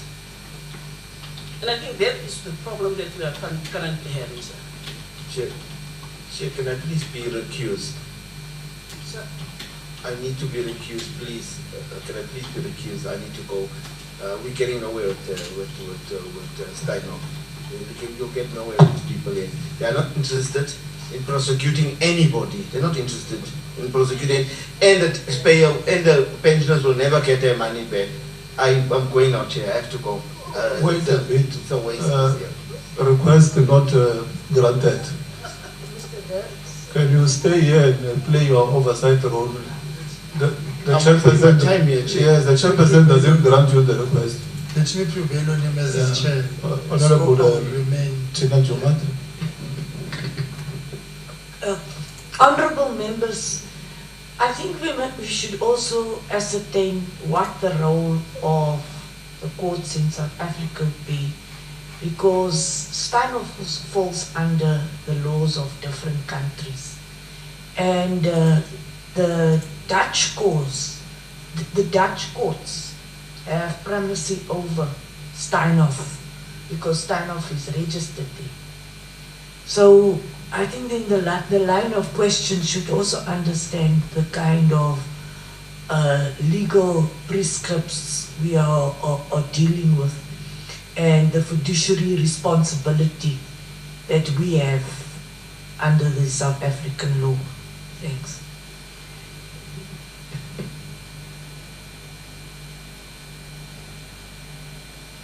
Honorable Tulash, then I'll come to MP.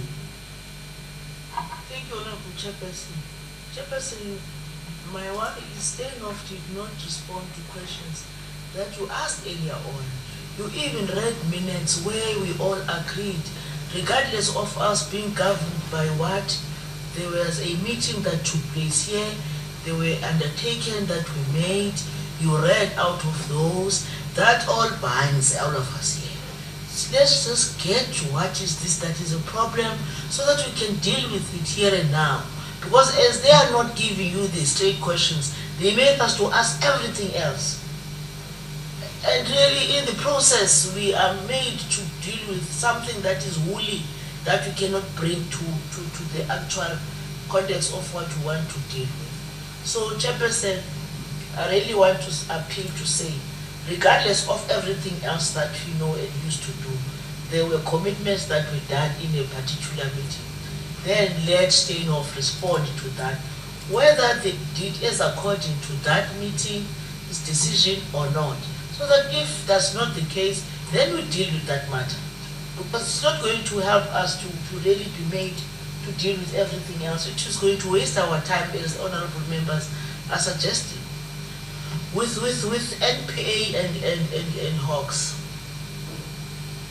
I really want to suggest that they open the escape route. I'm not sure if that was deliberate. They opened this escape route for Steinhoff. I'm not sure if they were really aware of that. Because once you don't speak from the same page, you are creating problems for all of us. They will have to come back and tell us exactly what is this that they're trying to do, because they made this meeting to go astray. But I want the Steinhoff chairperson, if with your indulgence, to respond on to the issues that you raised earlier on. Thank you. Thanks, Honorable Tulosh. Honorable Benton. Thank you, Chair. Chairperson, andithi fanele siyakudlala amaxesha elapha. One, the Hawks need to construct a docket. And that docket is going to go for investigation, then for prosecution. Without that docket, we can come here 100 times until this term ends. We're not going to get anything. Now, who needs to provide information for the docket? The complainant. The docket starts with the A1 statement, which is a complainant. Then who's the complainant in this case? We have interest as Parliament. We called everyone to come here.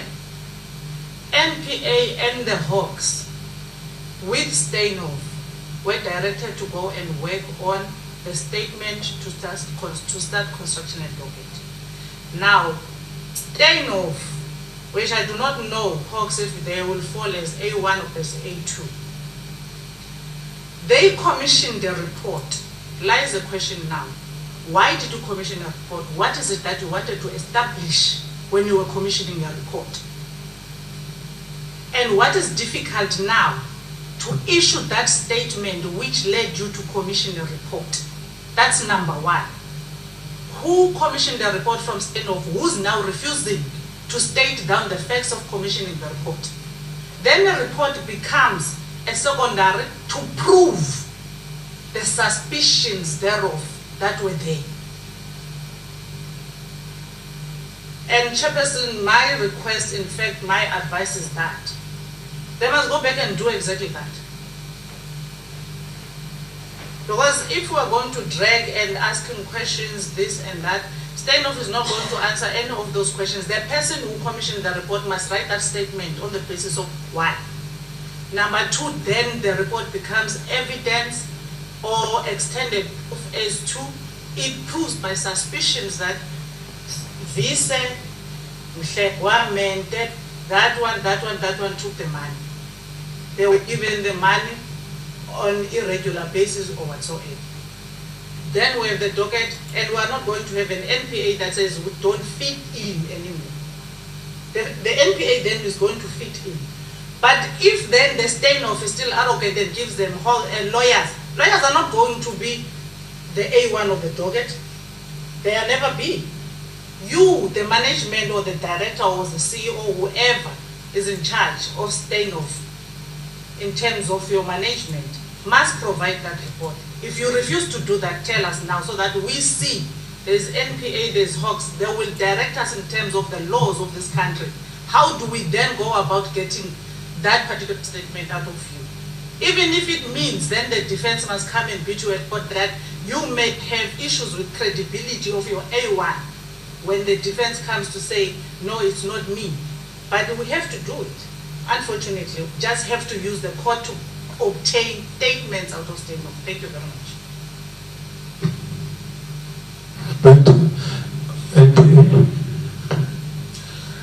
Thanks, Chair. In an attempt to settle this debate on the this auditing report, let me mention this. As I mentioned in the beginning, we've commissioned a forensic report after the prosecutors have had access to the audit report. And when that forensic report is compiled, this auditing report will be consulted, and only that which is relevant for court purposes will be distilled from that auditing report, because the auditing report contains material that might not be admissible in court. So at the end of the day, we're going to sit with a forensic report that has been compiled on the basis of this auditing report. If I'm also allowed to respond to other questions that were raised by other honorable members.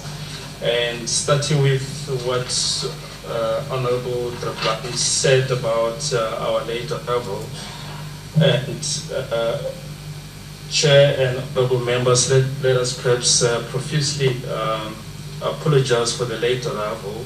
We were provided with the agenda yesterday, and according to the agenda, speaking time is at 12:20, and we stuck to that agenda. In fact, we thought that we were early, but we apologize for that. It is also our first visit to this honorable house, and we undertake in the future to commence with the proceedings in the morning.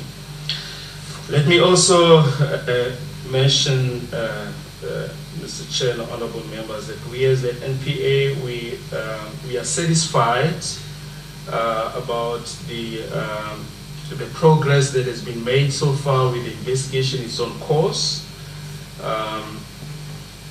We can assure the committee that every effort made, that this case is prioritized. We hear that the matter is prolix and the facts very convoluted. We've put, as my colleague has mentioned, we've put 3 experienced prosecutors on the matter, of whom one is Deputy Director of Public Prosecutions. And once the investigation is complete, we'll make sure that if prosecution has to follow, we'll ensure that the matter is enrolled and that the prosecution is prioritized. The prosecuting team is working very methodically. They've got an investigation plan with very clear objectives, clear timelines as to what must be done by whom and when. And we can assure this committee that once the investigation is completed, no time will be lost in making a prosecutorial decision on the matter. We are concerned about the time that is taken to finalize the matter. We've looked, for instance, at perhaps taking certain aspects of this matter to court, but the law is against us. It says if there's a scheme, you cannot just take one aspect of that scheme and take it to court. You're going to run into problems. You have to wait until the investigation is complete and then make a decision thereon.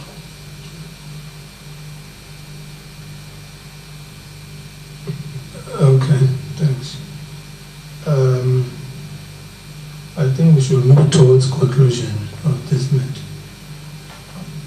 Okay, before I move towards conclusion, Honorable Chair. No, Chair, I think that it's clear that we've been moving in 6s and 9s from the very first meeting when the 5th Parliament started dealing with this matter. And we need to, as Parliament, relook at our operating procedure on it so that we can tie this matter down. Because at every meeting, Steinhoff has said that we are cooperating. Today, they even use the term high-level cooperation. But what is not in dispute is that the Hawks are frustrated. And that is cause for concern in one way or the other. Secondly, Chair, I think it would be beneficial that the Hawks and the NPA clarify us in the manner in which they are working. Because they said today they are coming and speaking to one report, but they have presented divergent views in terms of how they see the issue of this report. The NPA seems quite happy to have had a peak. I don't know what that means, a peak. They seem satisfied with that. The Hawks are not. And if we're not going to here assert the separation of responsibilities on both their parts, we're going to have a problem. Unless they are coming here as the anti-corruption task team. But this arrangement of convenience has landed us in this tangle that we are in now. And I think for all intents and purposes, one cannot but not side with the Hawks. Because they're speaking from commitments that were made to this parliament. And for all intents and purposes, Steinhoff has not complied.